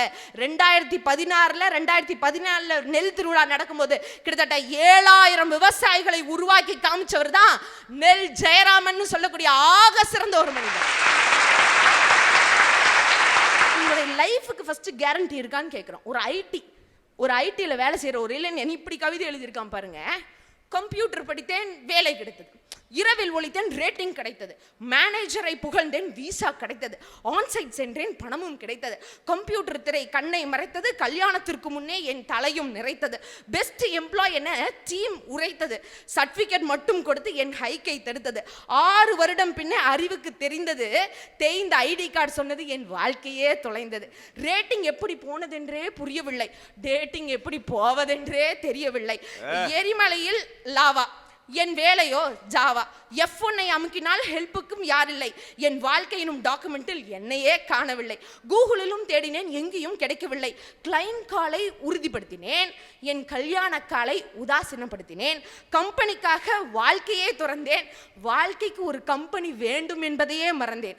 ஆன்சைட் வேண்டுமானால் இப்பொழுது கிடைக்கும், நான் தொலைந்த வாழ்க்கை எப்பொழுது கிடைக்கும். வயல் லூப் போல எப்பொழுதும் சுற்றி கொண்டே இருக்கிறேன். எக்ஸிட் வேண்டும் என்று ஏக்கத்துடன் கத்தினேன். இஎம்ஐ லோன்கள் இஃப் கண்டிஷனாக இருக்கிறது. என் ஒர்க் பிரஷர் ஆயிலையே அளிக்கிறது. வாழ்ந்து கொண்டே சாகிறேன் இப்பொழுது, சாவதற்கு முன் வாழ்வதுதான் எப்பொழுது அப்படின்னு சொல்லி ஒரு ஐடி இளைஞன் கேட்டான்னு சொன்னா யோசிச்சு பார்க்கணும். இன்னைக்கு ஆர்டிஃபிஷியல் இன்டெலிஜென்ஸை பற்றி எல்லாம் பேசினாங்க. இன்னைக்கு உங்களுடைய அதே டேட்டா தான் சொல்லுது, ஆர்டிஃபிஷியல் இன்டெலிஜென்ஸுங்கிறது மிக மோசமான ஒன்று. மனிதனை தாண்டி ஒரு செயல் இருக்குன்னு சொன்னால் அதுதான் ஆர்டிஃபிஷியல் இன்டெலிஜென்ஸ். இதெல்லாம் பற்றி நிறைய பேர் பேசுகிறாங்க. இதுக்கு ஒரு சரியான உதாரணம் சொல்லட்டுமா? நடுவர் அவர்களே, ஒரு சின்ன வேண்டுகோள். இந்த இந்திரன் படத்தில் நம்ம தலைவர் எல்லாத்தையும் நிற்க வச்சு ரொட்டேட் அப்படின்னு சொல்லுவாங்கல்ல, அதை ஒரு நிமிஷம் சொல்லுங்களேன். ரொட்டேட். அதில் என்ன ஆகும்? எல்லாம் சுத்தும். நல்லா இருக்க ஒரு மனுஷன் மட்டும் மாட்டிட்டு மே முடிஞ்சுதா, வசி மாட்டிடடா, வசி மாட்டிட்ட. அந்த வசியம் பண்ற மருந்து தாங்க அந்த ஏஐங்கிற ஆர்டிஃபிஷியல் டெக்னாலஜி. அது இன்னைக்கு வளர்ந்து வந்துச்சுன்னு வச்சுக்கோங்க, மனுஷன் வாழ்க்கையவே முடிச்சிருங்க முழுசா. இதுதாங்க உண்மை. இதை பத்தி ரிசர்ச் பண்ணணும். இதெல்லாம் தெரியாம கணினி தான் எல்லாம் செய்யுதுன்னு சொல்றீங்க. உண்மையாலுமே தமிழ்ல இங்கிலீஷ்லன்னு சொல்லி ஆக சிறந்த ஒரு நடிகராக வளம் வந்து எம்எல்ஏ எம்பி மந்திரின்னு சொல்லி எல்லா வகையிலையும் உலா வந்து 23 வருஷமா சாஃப்ட்வேர் நிறுவனத்தையும் நடத்தி இன்னைக்கு ஐடி ஃபீல்ட்ல அவர் தான் டாப் கிளாஸ்ல இருக்கார் அமெரிக்கால. ஆனா இதுல எல்லாம் எனக்கு நிம்மதி கிடையாது, இந்த தொழிலெல்லாம் எனக்கு வேணாம், நான் ஒரு விவசாயியா தான் இருக்க ஆசைப்படுறேன்னு சொல்லி 1000 ஏக்கரால 300 ஏக்கரால ஆடு கோழி பண்ணையெல்லாம் வச்சு கிட்டத்தட்ட 200 ஏக்கரால புல்ல விளை வச்சு மிச்சம் இருக்க இடத்துல எல்லாம் காய்கறி விளைச்சலை போட்டு ஒரு தமிழன் அமெரிக்கால விவசாயம் செஞ்சு சாதிச்சுட்டு இருக்காருன்னு சொன்னா அவரு தான் நடிகர் நெப்போலியன் சொன்னா இதான் சார் தேசத்தை மேம்பாடு அடைய செஞ்சிருக்கு. பெண்களுக்கு நீங்க தான் ஊக்குவிக்கிறீங்களா? போங்க சார், இதெல்லாம் யாருக்கிட்டயாச்சும் போய் சொல்லுங்க. படிக்காத பெண்களுங்க காஞ்சிபுரம் மாவட்டத்தில் அத்திப்பாக்கன்ற ஊர்ல 2015 HRDF ஒரு அமைப்பின் மூலமாக 15 பெண்கள் 15 படிக்காத கிராம பெண்கள் இன்னைக்கு விவசாயம் செஞ்சு, அதாவது விளைச்சலே வராதுன்னு சொன்ன அந்த நிலத்துல அரசாங்க கிட்ட இருந்து கடன் வாங்கி அந்த மூலமாக உழுது அங்க ஒரு கிணறு நட்டு இன்னைக்கு இவங்க சொன்ன மாதிரியே கொண்டக்கடலை, வெண்டைக்காய், கத்திரிக்காய், பூசணிக்காய்னு எல்லாத்தையும் போட்டு தான் வாங்கின கடனையும் அடைச்சு தான் 15 பேரும் தான் வாழ்க்கையை உயர்த்தி இன்னைக்கு அந்த கிராமத்தையே உயர்த்தி இருக்காங்கன்னு சொன்னா இது தேசத்தினுடைய மேம்பாடு சார். சென்னையை சேர்ந்த அர்ச்சனாங்கிற ஒரு பெண் இன்னைக்கு யூடியூப்பை போய் பாருங்க, ஏன்னா உங்க கணினிக்கே வருவோம், ஏன்னா எங்க கழனி சிறந்ததுன்னு நாங்கள் உங்களுக்கு காமிக்கணும்ல, ப்ரூஃபுக்காக மட்டும் சொல்றேன். அந்த அர்ச்சனாங்கிற பெண்ணு கிட்டத்தட்ட ஐடி துறையில படிச்சு ஹைடெக் சிட்டியில ஒர்க் பண்ணிட்டு இருந்தவங்க தான். ஹைடெக் சிட்டி எல்லாம் வேணாம், எனக்கு கிரீன் சிட்டி தான் வேணும், நான் சாப்பிட்ற சாப்பாட்டுலேயே நிறைய நஞ்சு கலந்துருக்கு, இந்த மக்களுக்கே இதை நான் மாற்றணும்னு சொல்லி 80 இயற்கை விவசாயிகளை உருவாக்கி ஐடி துறையை சார்ந்த அர்ச்சனாங்கிற பெண்ணு 80 விவசாயிகளை உருவாக்கி இன்னைக்கு 8000 குடும்பங்களுக்கு சென்னையில நஞ்சில்லா உணவை வழங்கிட்டு வராங்கன்னு சொன்னா இதுதான் சார் தேசத்தினுடைய மேம்பாடா இருக்கு. பொள்ளாச்சி பத்தி சொல்றேன். நீங்க சொன்னீங்களே எல்லா ஆப்பு தான் சொல்லி, இங்க தென்னை தானே ஜாஸ்தி. அதனாலதான் அன்னைக்கே ஒரு பழமொழி வச்சாங்க, பிள்ளைய கூடி பெத்தா கண்ணீர் தான், தென்னையை வச்சாதான் இளநீர்னு சொல்லி. ஏங்க நீங்க படிச்சா மட்டும்தான் ஆன் சைட் போவீங்களா? இங்க இருந்துட்டே கிட்டத்தட்ட தென்னங்கண்ணை மட்டும் வச்சு தென்னை மரத்துல இருந்த அந்த ஷெல், அந்த கோகனட் ஷெல் இருந்து இன்னைக்கு தேங்காய் பால் வரைக்கும் இளநீர்ல இருந்து எல்லாத்தையும் பதப்படுத்தி இந்த பொள்ளாச்சி மாநகரத்தை சேர்ந்த சக்தி கொக்கோ ப்ராடக்ட்ங்கிற காமராஜர் அவர்கள் ஆக சிறந்த தொழிலதிபராக இன்னைக்கு வளம் வந்துட்டு இருக்காருன்னு சொன்னா இதுதாங்க. படிச்சவன் படிக்காதவன், ஆக்டர், பொலிட்டிக்கல், விஞ்ஞானி, கிட்டத்தட்ட டாக்டர், இன்ஜினியர் எல்லாருமே இன்னைக்கு நாடி வர்றது எங்களுடைய விவசாயத்தை தான் சார். சந்திரயானை விட்டீங்க, சல்யூட் அடிக்கிறோம். ஆதித்யா விண்கலத்தை சூரியனுக்கு அனுப்பிச்சிங்க, பெருமைப்பட்டோம். அதாவது ஷேர் மார்க்கெட்ல நம்பர் 1 வந்தீங்க, ரொம்ப ரொம்ப பெருமைப்பட்டோம். அது எல்லாத்துக்கும் மேல என்ன சொன்னீங்க? கூகுள் நிறுவனத்தினுடைய CEO. இப்ப வர விஷயத்துக்கு என்ன சொன்னீங்க? கூகுள் நிறுவனத்தினுடைய CEO வந்து 16 நிமிஷம் ஒரு இளைஞர்கிட்ட பேசினார். அப்படிதான் அந்த பையன் சொன்னாரு. 16 நிமிஷம் ஒரு இளைஞர்கிட்ட பேசுறாரு. எதை பத்தி பேசினாரு? கம்ப்யூட்டர் டெவலப்மெண்ட் பத்தியா பேசினாரு? விவசாயத்தை எப்படி மேம்படுத்துறதுன்னு சொல்லி ஒரு கணினி பொறியாளர் பேசியிருக்காருன்னு சொன்னா இது சார் ஆக சிறந்த டெவலப்மெண்ட்டுக்கான விஷயம். ஊருக்கே சோறு போடுறவன் விவசாயி, சொல்லும் போது பெருமைதான். ஆனா அந்த சோறு போடுற விவசாயி தமிழ்நாட்டில இருந்தா உருவாகணும், தமிழ்நாட்டு விவசாயி தான் உலக விவசாயிக்கு காட் ஃபாதரா இருக்கணும்னு சொல்றோம் பாத்தீங்களா? அதுல தான் சார் பெருமை. இன்னைக்கு சயின்ஸ் அண்ட் டெக்னாலஜி தான் எல்லா நாடுகளும் தேடி போயிட்டு இருக்குன்னு சொல்லிட்டு இருக்கோம். இன்னைக்கு நிதர்சனமான ஒரு உண்மையை சொல்றேன், சயின்ஸ் அண்ட் டெக்னாலஜி எல்லாம் இனி வாழ்க்கைக்கு ஏடுபடாது அப்படின்னு சொல்லி இன்னைக்கு பாலைவனமா இருந்த ஒரு நாடு சார், செடி கூட முளைக்காதுன்னு சொல்லிட்டாங்க. 30% மட்டும்தான் அங்க நல்ல நீரே இருக்கு. 70% யூஸ் பண்ண வாட்டரை சுத்திகரிக்கப்பட்டு கிட்டத்தட்ட செடிகளை வளர்த்து பசுமை புரட்சியின் மூலமாக விவசாயத்துக்கே உலக நாடுகளுக்கு சவாலாக விட்டு இன்னைக்கு கொடி கட்டி பறந்து கொண்டிருக்கக்கூடிய நாடு என்று சொன்னால் அது இஸ்ரேல். இந்த நாடுகளே எங்களுக்கு மிக சிறந்த சான்றாக இருக்குன்னு சொன்னா என் விவசாயி அந்த கழனியில கால் பதித்தாதான் சார் இந்த தேசமே மேம்பாடு அடையும். இவங்க சொன்னாங்களே உங்களுடைய டெக்னாலஜி, ஆமா சார் டெக்னாலஜி நிறைய செஞ்சிருக்கு. நான் செஞ்சது என்னன்னு மட்டும் சொல்லவா? இவங்க கோழி கொடுத்தாங்க, அந்த கோழி முட்டை வச்சுச்சு, ஆனா அந்த முட்டை குஞ்சு பொரிக்கல சார். நிமிஷம் யோசிச்சு பாருங்க. அவங்க தக்காளி விதைய கொடுத்தாங்க, அதை வச்சு நாங்க தக்காளி விளை வச்சோம், தக்காளிக்குள்ள விதை இல்லையே. மரம் நட்டு வச்சாங்க, மரத்துல இருந்து திராட்சை வந்துச்சு, ஆனா அந்த திராட்சையை திரும்ப என்னால நட முடியல சார். இவங்க மாடு கொடுத்தாங்க, அந்த மாடு பால் கறக்கணும்னு சொல்லி அவங்க ஊசியும் போட்டாங்க, ஆனா அந்த மாடு செனையே ஆகலையே சார். ஒரு நிமிஷம் யோசிச்சு பாருங்க. முட்டையில தொடங்கி மரத்துல வளர்ந்து இன்னைக்கு மாட்டுக்கு வந்து நிக்கிறதே உங்களுடைய கணினி. எங்களுடைய மனுஷனத்தோட இன்னும் எத்தனை நாள் இருக்கும்? தேசம் மேம்பாடு மேம்பாடுன்னு கணினின்னு பேசுறீங்களே, கணினினால மேம்பாடு இல்லை, உங்க கணினினால இந்த மனித இனத்துக்கே மிக சிறிய சாபம்தான். ஆக இந்த கணினியை தாண்டி கடைசி மரம் வெட்டுண்டு வரைக்கும், கடைசி துளி நீர் நஞ்சாகிற வரைக்கும், கடைசி மீன் பிடிபடு வரைக்கும் மனித உணர்வான். அப்பதான் கணினியை காட்டிலும் கழனிதான் மேம்பாடு மேம்பாடு என்று சொல்லி ஒரு விவசாயி கழனியில கால் பதிச்சா மட்டும்தான் இந்த நாடே மேம்பாடு அடையும் என்பதை ஆணித்தரமாக கூறி வாய்ப்பளித்த அனைத்து நல்ல நெஞ்சங்களுக்கும் நன்றி பாராட்டி இடம் அமர்கிறேன். வாழ்க வளமுடன்.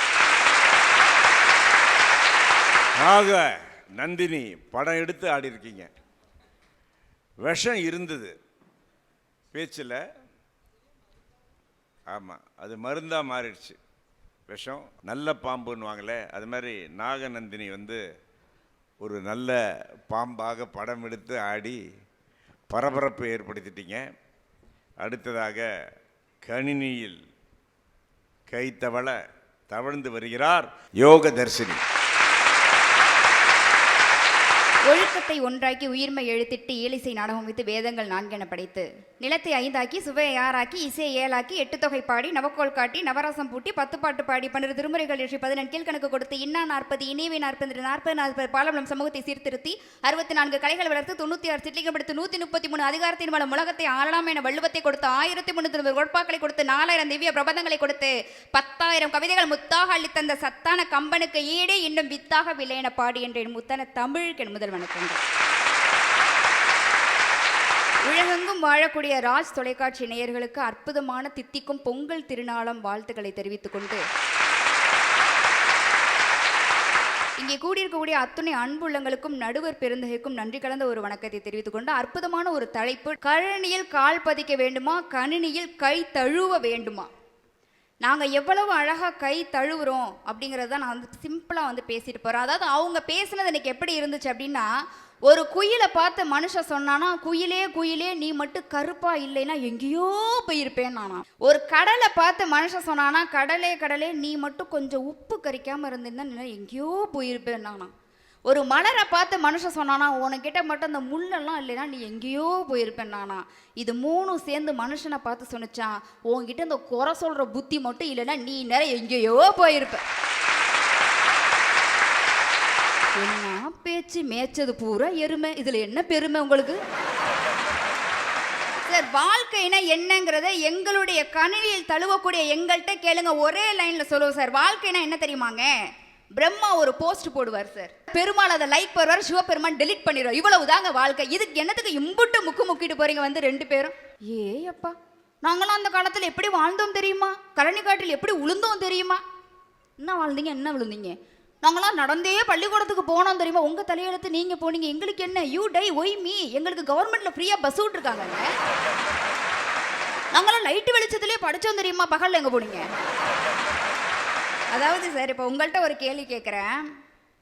உங்களுக்கு இந்த ராஜ் தொலைக்காட்சியில் வந்து நடுவராக வந்து நீங்கள் தான் வந்துட்டு பங்கேற்கணும்னு சொல்லிட்டு ராஜ் தொலைக்காட்சி நிறுவனத்துலேருந்து ஒரு லெட்டர் போட்டாங்கல்ல சார்? லெட்டர் ஏன் போடுறாங்க? எதிரணியில் உள்ள 3 பேருக்கும் புறா காலில் தூது விட்டு அனுப்புனாங்கல்ல, வச்சிருக்கீங்களா? இல்லை மாடியில் நின்றுட்டு ஏ நந்தினி ஏஞ்சே பொங்கல் பட்டிமன்றம் நடக்குது வாஞ்சே வந்தீங்களா? இல்லை அப்பாவை கூட்டிட்டு மாட்டு வண்டியிலேருந்து கோயம்புத்தூர்லேருந்து காரமடையாமா வந்தீங்களா?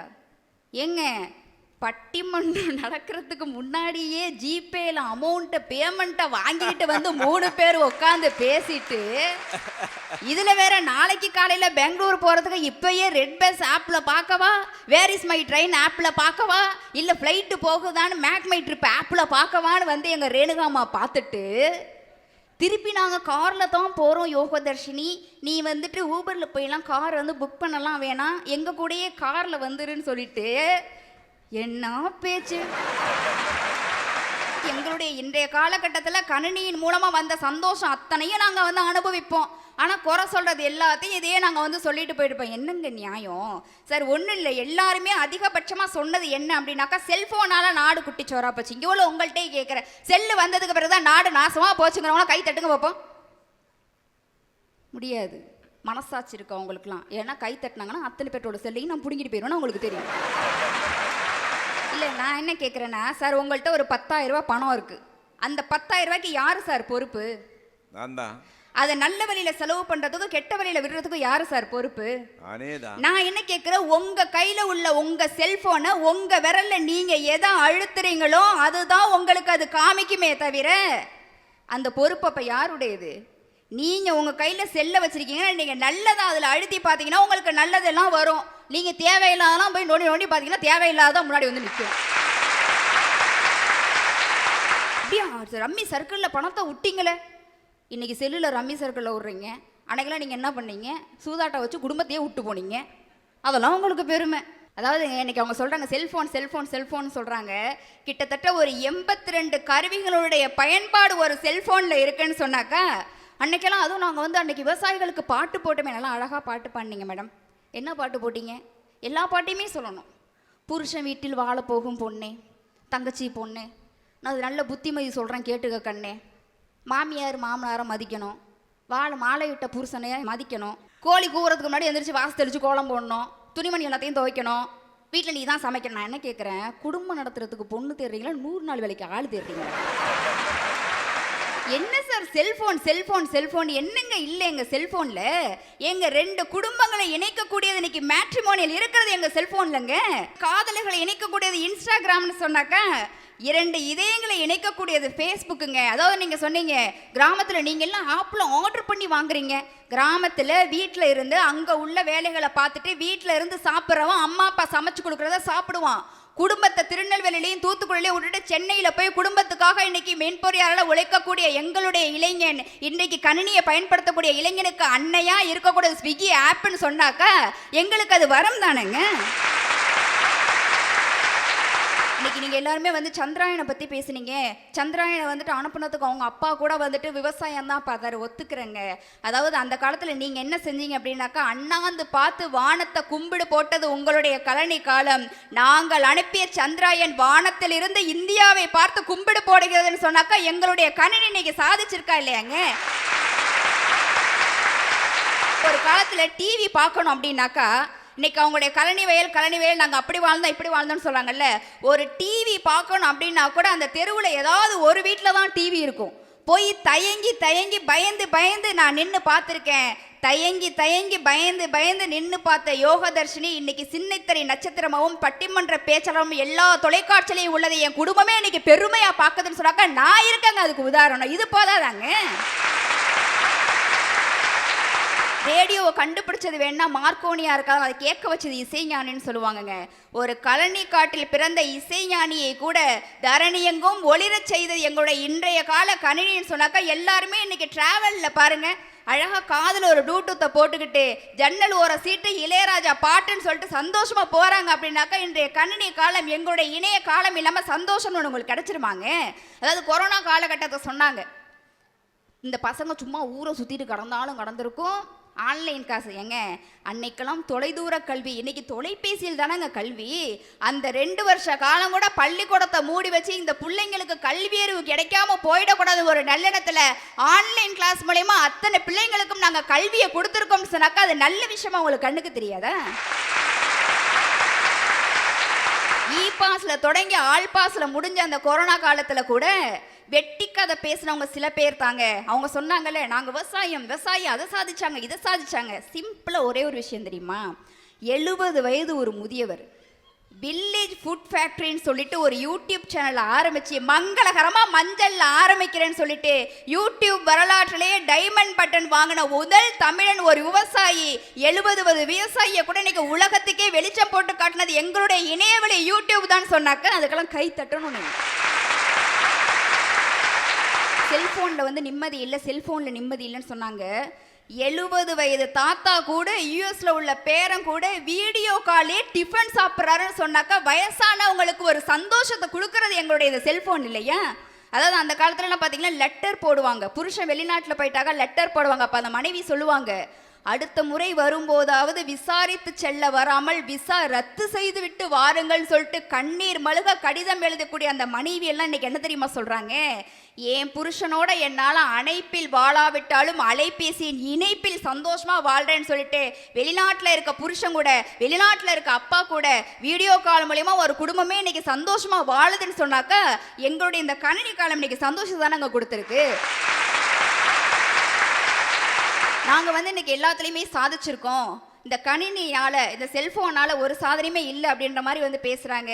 ஒன்றும் இல்லை, இந்த இருக்குங்க காரைக்குடியில் இந்த கொரோனா காலகட்டத்தில் பவாடியா அப்படிங்கிற ஒரு பொண்ணு அரசாங்கம் கொடுத்த ஒரு கவர்மெண்ட் லேப்டாப்பில் படித்து டிஎன்பிசி எக்ஸாமில் பாஸ் பண்ணி டிஜிபியாக இன்னைக்கு ஒரு போஸ்டிங் வாங்கியிருக்காங்க அப்படின்னு சொன்னாக்க இந்த கணினி இல்லாமல் முடியுமாங்க? கிராமங்களில் பெண்களை வீட்டுக்குள்ளேயே போட்டு மட்டம் தட்டி வச்சிருந்தீங்க. வீட்டு வேலையை பார்த்துக்கிட்டு சிங்குக்குள்ளேயே கடந்த பெண்கள் எல்லாம் சிங்க பெண்களாக இன்னைக்கு உலகத்துக்கு காட்டினது எங்களுடைய இதயத்தலைமை சொன்னாக்கா அந்த காலத்தில் இன்னைக்கு கிராமத்துல எல்லாம் பார்த்தீங்கன்னா ஒரு புளிய மரத்தடியில் போய் படுத்திருந்து திடீர்னு அவங்க இறந்துட்டாங்கன்னு வச்சுக்கோங்களேன், பேய் அடிச்சிருச்சு முனி அடிச்சிருச்சுன்னு சொல்லிட்டு சாகா கிடக்கிற உசுரை கூட அப்படியே செத்து போன்னு விட்டுருவாங்க. ஆனால் இங்கே இப்போ வந்து அப்படிலாம் கிடையாதுங்க. ஒரு இதயத்தை கூட, இதயத்தில் ஒரு பிரச்சனை இருந்துச்சு அப்படின்னா கூட இதய மாற்று அறுவை சிகிச்சை மூலியமாக ஒரு மனிதனுடைய ஆயுள் காலத்தை அதிகப்படுத்த முடியுன்ற அளவுக்கு இன்னைக்கு மெடிக்கலில் இன்னைக்கு டெக்னாலஜி வளர்ந்துருக்குன்னு சொன்னாக்கா எங்களுடைய இணையம் எங்களுக்கு வரம் தானுங்க. நீங்கள் முந்தானை முடிச்சு படம் பார்த்துருக்கீங்களா சார்? பார்த்துருக்கேனே முருங்கா. அதாவது முந்தானை முடிச்சில் பார்த்தீங்கன்னா அந்த டீச்சர் ஒருத்தவங்க இருப்பாங்கல்ல, அந்த டீச்சர் வந்து பாக்கியராஜ் சார்கிட்ட போய் சொல்லுவாங்க, இந்த பிரசிடென்ட் பையன் ஒழுங்காகவே படிக்க மாட்டான், ஆனால் பாஸ் போட்டுருங்க சார் அப்படிம்பாங்க. ஏன் மேடம் அந்த பையன் தான் ஒழுங்காக படிக்க மாட்டானே சார், அதை அப்படி நீங்கள் அப்படி சொல்லுங்களேன். இதுக்கு முன்னாடி இருந்த வாத்தியார் காசு வாங்கிட்டு பாஸ் போட்டாரு, இதை நானும் செய்யணுமா சொல்லுங்க? இதுக்கு முன்னாடி இருந்த வாத்தியார் காசு வாங்கிட்டு பாஸ் போட்டாருன்னா நானும் அதையே செய்யணுமா? எல்லா வாத்தியாரும் ஒரே மாதிரி தான் இருக்கணும்னு கிடையாதே டீச்சர் அப்படின்னு சொல்லுவார். அதுக்கு அந்த டீச்சர் சொல்லுவாங்க, ஒரு சித்தி கொடுமைக்காரியாக இருக்கிறனால உலகத்தில் உள்ள எல்லா சித்தியுமே அப்படி தான் இருப்பாங்க, நீங்கள் மட்டும் எப்படி சார் நினைக்கலான்னு கேட்பாங்க. ஏதோ ஒவ்வொரு இடத்துல நடக்கக்கூடிய ஒரு சில தவறுகளால் எங்களுடைய இணையவழி காலம், எங்களுடைய கணினி காலம் மொத்தமுமே தவறு, நீங்கள் எப்படிங்க குறை சொல்லலாம்? என்னைக்குமே நம்முடைய நாடு மேம்பட கணினியில் கை தழுவ வேண்டும் என்ற அற்புதமான ஒரு தீர்ப்பை நீங்கள் தருவீர்கள் என்ற நம்பிக்கையோடு, செத்தவங்களுக்கு செலவச்சு மாலை போடுறதை விட்டுட்டு உங்களுக்கு பெத்தவங்களுக்கு இலை வச்சு சோறு போடுங்க. எல்லா காலமும் எல்லா குடும்பமும் சந்தோஷமா இருக்கும். நல்லதொரு வாய்ப்புக்கு நன்றி பாராட்டி நம்ம முகே நன்றி, வணக்கம். நாடகங்களில் உங்களை பார்த்துருக்கேன். நாடகத்தில் நடிக்கும்போது வேறு மாதிரி நடிக்கிறீங்க, பட்டிமன்றத்தில் பேசும்போது வேறு. நீங்கள் பாட்டு பாடுவீங்களா? பாருங்கள், பாட்டு பாடுவாங்க, பட்டிமன்ற பேச்சாளர், நாடக நடிகை. ஸோ பன்முக கலைஞர், அருமையாக பண்ணாங்க. இவங்க ஒரு கைத்தட்டல். அடுத்ததாக கழனியில் கால் பதிய வருகிறார் உங்கள் கரவோசையுடன் திரு சசிகுமார் அவர்கள். வெல்லம் அரிசி ரெண்டும் சேர்ந்து சொல்லும் செய்தி ஒன்றுதான், கள்ளமில்லா உள்ளம் இருந்தால் எல்லா நாளும் பொங்கல் தான். உலகமெல்லாம் வியாபித்திருக்கும் ராஜ் தொலைக்காட்சி நேயர்கள் அத்துணை பேருக்கும் தமிழர் திருநாள் நல்வாழ்த்துக்களை சொல்லிக் கொள்வதிலே மட்டற்ற மகிழ்ச்சி அடைகிறேன். முதல்ல யோகதர்ஷினி ஒன்னு சொன்னுச்சுமா, மேட்ரிமோனி இருக்கு, பார்த்தோனே நாங்க கட்டிப்போம். அன்னைக்கு இன்னைக்கு என்ன வித்தியாசம் தெரியுமா? அன்னைக்கு கல்யாணம் பண்றது கஷ்டம், டைவர்ஸ் ஆகிறது எப்படி இருந்துச்சு? இன்னைக்கு கல்யாணம் பண்றது ஈஸி, டைவர்ஸ் வாங்கிறது ஈஸி. லட்சுமி நாராயண பாத்தீங்க, நான் மிகப்பெரிய சாஃப்ட்வேர் இன்ஜினியர். ஊருக்கு வந்தாப்ல கிராமத்துக்கு, தாத்தா தோட்ட வேலை பார்த்துக்கிட்டு இருந்தார். லட்சுமி நாராயணன் போய் கேட்டாப்ல, தாத்தா தாத்தா என்ன பண்ற? நான் தோட்ட வேலை பார்த்துட்டு இருக்கேன்டா பேராண்டி. அப்படியா? இந்த மரத்துக்கு அமோனியம் சல்பேட் போடுவியா? போட மாட்டேன்டா, ஆட்டு புழுக்க தான்டா போடுவேன். சோடியம் சல்பேட் போடுவியா? போட மாட்டேன்டா, மாட்டுச்சாணம் தான்டா போடுவேன். பார்த்தாத்தா, அமோனியம் சல்பேட் சோடியம் பாஸ்பேட் ரெண்டையும் கலந்து போடு, இப்ப காய்க்கிறத விட தேங்காய் 50 காய் கூட காய்க்கும். காய்க்காதுரா? காய்க்கும். காய்க்காதுரா? ஏன் காய்க்காது? இது தென்னை மரம் இல்லடா, இது கொய்யா மரம்டா. அப்புறம் வரிசைப்படுத்துறாருங்க, ப்ரௌசர் டவுசர். என்னையா நான் வரிசைப்படுத்தட்டுமா? நாய் நம்மள பாதுகாத்துச்சுன்னா அது கழனி வாழ்க்கை, நாய நாம பாதுகாத்தோம்னா அதுதான் கணினி வாழ்க்கை. சாப்பிட்டோன்னு சாப்பிட்டது செரிக்கிறதுக்கு வெத்தலை பாக்கு போட்டா கழனி வாழ்க்கை, பீடா போட்டு வாயு புண்ணா போனா அது கணினி வாழ்க்கை. மருதாணி போட்டு அழகா எங்க பெண்கள் இருந்தாங்கன்னா அது கழனி வாழ்க்கை. மெகந்தி போட்டு கையை பார்க்கறதுக்கே கொடூரமா இருந்துச்சுன்னா அது கணினி வாழ்க்கை. மஞ்ச பையை எடுத்துக்கிட்டு என் கடைசி விவசாயி வேகமா போனான்னா அது கழனி வாழ்க்கை. பாலித்தீன் பையை எடுத்து இந்த சமுதாயத்தை கெடுத்தா அது கணினி வாழ்க்கை. குளவிக்கு மிதிவண்டி வச்சிருந்தா எங்க கழனி வாழ்க்கை, உடம்ப குறைக்கிறதுக்கு மிதிவண்டி வச்சிருந்தா அது கணினி வாழ்க்கை. கோடு போட்ட வட்டாபட்டி அன்றாயிரம் போட்டுட்டு என் விவசாயி ரோட்ல போனான்னா அது கழனி வாழ்க்கை. உள்ளாடை தெரிகின்ற அளவிற்கு நீங்க ஜீன்ஸ் பேண்ட் போட்டுட்டு ஒரு பையன் போனான்னா அது கணினி வாழ்க்கை. இன்னும் ஒரு படி மேல சொல்லட்டுமா, கிழிஞ்ச ஆடைய கூட நிம்மதியா உடுத்திட்டு போனான்னா அது கழனி வாழ்க்கை. நல்லா இருக்கிற ஆடைய கிழிச்சுக்கிட்டு போனான்னா அது கணினி வாழ்க்கை. 3 பேர் வந்து ஒரு பெரிய குறைய சொன்னாங்க. நீங்கள் ஜிபேல பணம் வாங்கி கொண்டு வந்தீர்கள், அங்கிருந்து நீங்கள் எதுல பஸ்ல வந்தீங்க, ரெட் பஸ்ல புக் பண்ணீங்க, இங்க வந்தீங்க, எல்லாம் ரைட்டு. மொழி வாங்கில இதுல பேச எல்லாம் ரைட்டுங்க. நான் நன்றி சொல்றேன் இதுக்கெல்லாம், அறிவியலுக்கெல்லாம். நீ வந்தோடனே லட்சுமி நாராயண, பொள்ளாச்சியில பொரி உருண்டை நல்லா இருக்குமா, பொள்ளாச்சியில பொன்னி அரிசியில சோரி பொங்கு போடுவாங்களே அது நல்லா இருக்குமா, இங்க இளநீ நல்லா இருக்குமே குடிச்சா வயிறு புண்ணு ஆறுன்னு சொன்னாங்களே கிடைக்குமா. நான் ஜிபே யூஸ் பண்றேன், மைக்கை யூஸ் பண்றேன், கார்ல வந்தேன், அதுக்கு நான் நன்றி சொல்றேன். ஓகே, இல்ல என்கிட்ட நன்றி இல்லைன்னே வச்சுக்க. ஆனா நீ திங்கிற சோத்துக்கு நன்றியோட இருக்கணுமா வேணாம்? முதல்ல இந்த தலைப்பை தெளிவா புரிஞ்சுக்கணும் தம்பி. நீங்க இந்த தலைப்பு என்ன சார், இந்த தேசத்தினுடைய முன்னேற்றத்திற்கு யார் உதவுறா, இதனங்க கேள்வி. இதன கேள்வி. கேள்வியை விட்டுட்டு அந்த அம்மா வந்து கன்னியாகுமரியிலே மகேஷ் இதை கண்டுபிடித்தார், தாம்பரத்திலே இவர் அதை கண்டுபிடித்தார். என்னம்மா கலர் கலரா சேலை கட்டிருக்க மாதிரியே ரீல் விடுற? தேசத்தினுடைய நலனை காப்பவர்கள் எங்களுடைய விவசாயிகள். எப்படி காத்தான்? நம்ம சாப்பிடுறோம்ல அரிசி, டாக்டர் சொல்லுவான், இப்போ உள்ள டாக்டர், அரிசி சாப்பிடாத, அதுல கார்போஹைட்ரேட் இருக்கு, கார்போஹைட்ரேட் இருக்கு. கார்போஹைட்ரேட்னா என்ன? கார்பனும் ஹைட்ரஜனும், கார்பன் டை ஆக்சைடு. இத எது கொடுக்குது தெரியுமா? எங்கள் வயல்ல இருக்கக்கூடிய அந்த நெல்மணிகள் தான் தருகிறது. இந்த பூமியை அசுத்தமாக்குவது கணினி, இந்த பூமியை சுத்தமாக்குவது நெல்மணி கதிர்கள் என்பதை நீங்கள் புரிஞ்சுக்கணும். எளிமையான ஒரு விஷயம் அந்த பையன் சொன்னாப்ல. திருக்குறள் 1330 திருக்குறளையும் நாங்கள் கணினியிலே பாதுகாப்பாக வைத்திருக்கிறோம். இன்னொரு 100 வருஷம் ஆனாலும் 1000 வருஷம் ஆனாலும் அழியாது. எல்லாம் ரைட்டியா? 1330 திருக்குறளை பாதுகாத்த நீ ஒரே ஒரு திருக்குறளையாவது படிச்சு அதன்படி நடந்தியா? வள்ளுவன் என்ன சொன்னா?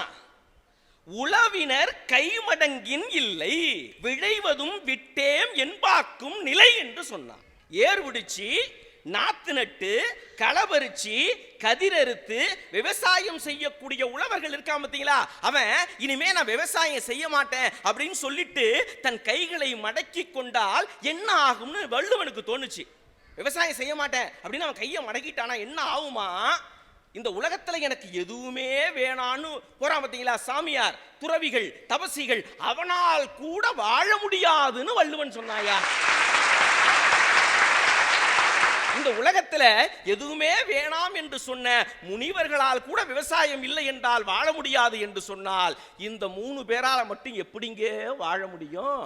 ஒரு கிழவன் கோர்ட் வாசல்ல நின்னு நம்ம வேப்ப மரம் இருக்கு பார்த்தீங்களா, அந்த வேப்ப மரத்தினுடைய காப்புரிமை பெறுவதற்காக கோர்ட் படியேறினா சார் ஒரு கிழவன். கோர்ட் வாசல்ல நின்னு அந்த வேப்பங்குச்சி இருக்கு பார்த்தீங்களா, அதை எடுத்து அப்படியே பல் துளைக்கிட்டு நின்னான்.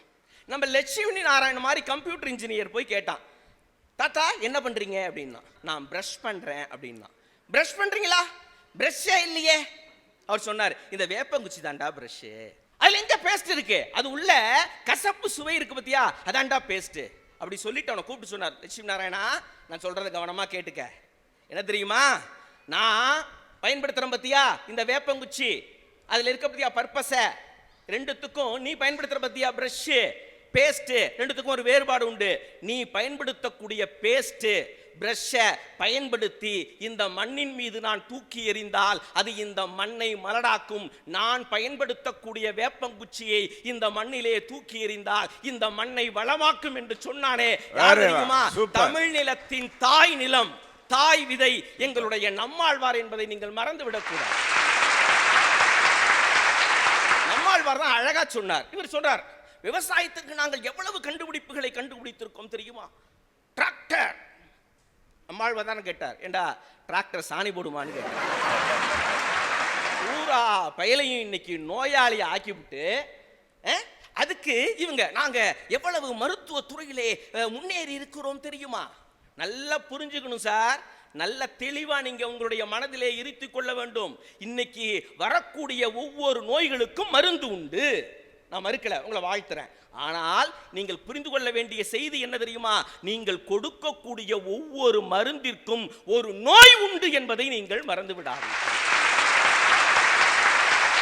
அப்புறம் சொன்னாரு, நாங்க எவ்வளவு வானிலை அறிக்கை, வானிலை வாழ்க்கை நிலை.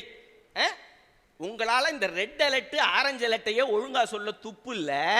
என் பாட்டு அழகா சொல்லுவான் சார், அந்த மழையை பத்தி அழகா சொல்லுவான். தவளை கத்தினால் மழை, ஈசல் பூத்தால் அடைமழை, தும்பி வரந்தால் தூரத்தில் மழை, மார்கழி மழை மண்ணுக்கு உதவாது, தை மழை நெய் மழை, எறும்பு ஏரில் பெரும் புயல். இதை படிக்கிறதுக்கு அவன் பெரிய காலேஜுக்கெல்லாம் போல, வெறும் கோவணம், ஒரு துண்டு, ஏற்கழப்ப, இதை வச்சு அழகான வானிலை அறிக்கை தந்தவன் எங்கள் ஊர் விவசாயி என்பதை நீங்கள் மறந்து விடாதீர்கள். இதை சொல்லிட்டு தான் விவசாயி சொன்னா, இனி இந்த ஊர்ல மழை சரியா பெய்யாதரான்னா. என்னங்க இப்படி சொல்றீங்கன்னா? ஆமாப்பா, நீங்க பூரா மரத்தையும் வெட்டி போட்டுட்டீங்க. மழை எப்படி பெய்யும்? மழை பெஞ்சா எப்படி தெரியுமா பெய்யும்? புயல் மழையாகத்தான் வரும். பெஞ்சா 3 மாதம் நிறைவாக பெய்யாதான். இனிமேலுக்கு பெஞ்சா ஒரே நாள்ல பெஞ்சுட்டு போயிடுமா. என்னடா காரணம்னா, நீ தான் மரத்தை வெட்டிட்டியே. என் கவிஞன் சொன்னானே, உண்ண கனி ஒதுங்க நிழல் அடைக்க கதவு ஆட தூழி தடவ தைலம் எரிக்க விறகு எழுத காகிதம் மரம்தான் மரம்தான் எல்லாம் மரம்தான் மரம்தான் மரம்தான் இந்த மனிதன் மரம்தான் என்று சொன்னானே. அதாவது புத்தனுக்கு ஞானம் வந்தது போதி மரத்தடியில் சொல்லுவாங்க. உங்களுக்கு ஞானம் வர வேண்டும் என்றால் போதி மரம் வேணாங்க, போதிய மரம் நட்டால் கூட போதும் என்று தான் அந்த மேடையில நான் சொல்றேன். சார், இவங்களுக்கு எங்களுக்கு என்ன தெரியுமா வித்தியாசம்? நாங்க கலனி, அவங்க கணினி. இனிமே நாங்க எங்களை கலனின்னும் அவங்கள கணினின்னும் கூப்பிடக்கூடாது. நாங்க விவசாயி, அவங்க வியாபாரி. சார், இந்த மழையை விவசாயிகளாகிய நாங்கள் பார்ப்பதற்கும் விஞ்ஞானிகள் பார்ப்பதற்கும் வித்தியாசம் உண்டு. இந்த 3 பேரும் தான் வில்லேஜ் விஞ்ஞானிமோ. முதல் நாள் மழை பெய்யுங்க, முதல் நாள் மழை பெய்யும். விவசாயி, ஆஹா மழை பெய்யுதுடா. 2ஆம் நாள் கனமழை பெய்யும். அப்ப விவசாயி சொல்லுவான், ஆத்துல தண்ணி வந்துருண்டாமா. இவங்க முதல் நாள் மழை பெய்யும், மழையா? 2வது நாள் கனமழை, வீட்டுக்குள்ள தண்ணி வந்துடும். என்னையா வாழ்க்கை? இவங்களை பார்த்து எனக்கு என்ன தெரியுமா கோபம்? விவசாயத்திற்கு மழை இல்லை என்று சொன்னால் வருத்தப்படும் நாங்கள் எங்கே? விவசாயத்திற்கு மழை இல்லை என்று சொன்னால் வருத்தப்படும் நாங்கள் எங்கே? விரும்பி பார்க்கக்கூடிய கிரிக்கெட் மேட்சுக்கு இடையில மழை வந்துட்டா அந்த மேட்சை பார்க்க முடியலையேன்னு வருத்தப்படக்கூடிய நீங்கள் எங்கே? என்னென்னமோ கண்டுபிடிச்சிருக்கோம்னு சொல்லி வரிசையக்கா லிஸ்ட் கொடுத்தார். நான் ஒரு லிஸ்ட் கொடுக்குறேன் சார். நமக்கு ஆண்டவன் அற்புதமான ஒரு வாழ்க்கையை கொடுத்தான். இந்த கணினி, அறிவியல், விஞ்ஞானம் எது வேணாலும் வச்சுங்க, இதை உடைச்சி சுக்குநூறா போட்ட படுபாவிகள் கூட்டம் நீங்க. நட்பு உடைந்து முகநூலானது, சுற்றம் உடைந்து வாட்ஸ்அப் ஆனது, வாழ்த்துகள் உடைந்து ஸ்டேட்டஸ் ஆனது, உணர்வுகள் உடைந்து ஸ்மைலியானது, குளக்கரை உடைந்து குளியலறையானது, நெற்களம் உடைந்து கட்டடமானது, காலநிலை உடைந்து வெப்பமயமானது, துணிப்பை உடைந்து நெகிழிப்பையானது, அங்காடி உடைந்து அமேசான் ஆனது, ஒத்தையடி உடைந்து 8 வழியானது, கடிதம் உடைந்து இமெயில் ஆனது, விளையாட்டு உடைந்து வீடியோ கேம் ஆனது, பல்பம் உடைந்து பால் பாயிண்ட் ஆனது, புத்தகம் உடைந்து இபுக் ஆனது, சோறு உடைந்து ஓட்ஸ் ஆனது, குடிநீர் உடைந்து குப்பியிலானது, பசும்பால் உடைந்து பாக்கெட் பாலானது, தொலைபேசி உடைந்து கைபேசியானது, வங்கி உடைந்து பேடிஎம்மானது, நூலகம் உடைந்து கூகுளானது, புகைப்படம் உடைந்து செல்ஃபியானது, மனிதம் உடைந்து மதவெறியானது, பொதுநலம் உடைந்து சுயநலமானது, பொறுமை உடைந்து அவசரமானது, ஊடல் உடைந்து விவாகரத்தானது, காதல் உடைந்து காமமானது, மனிதம் உடைந்து விலங்காயானது. விவசாயம் வாழ வேண்டும், விவசாயி ஆழ வேண்டும்.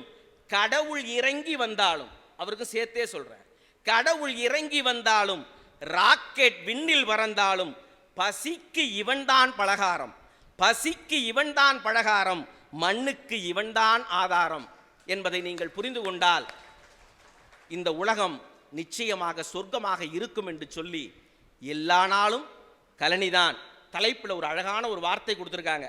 கணினியை கை தழுவ வேண்டுமா என்று சொல்லி இருக்கிறீர்கள்.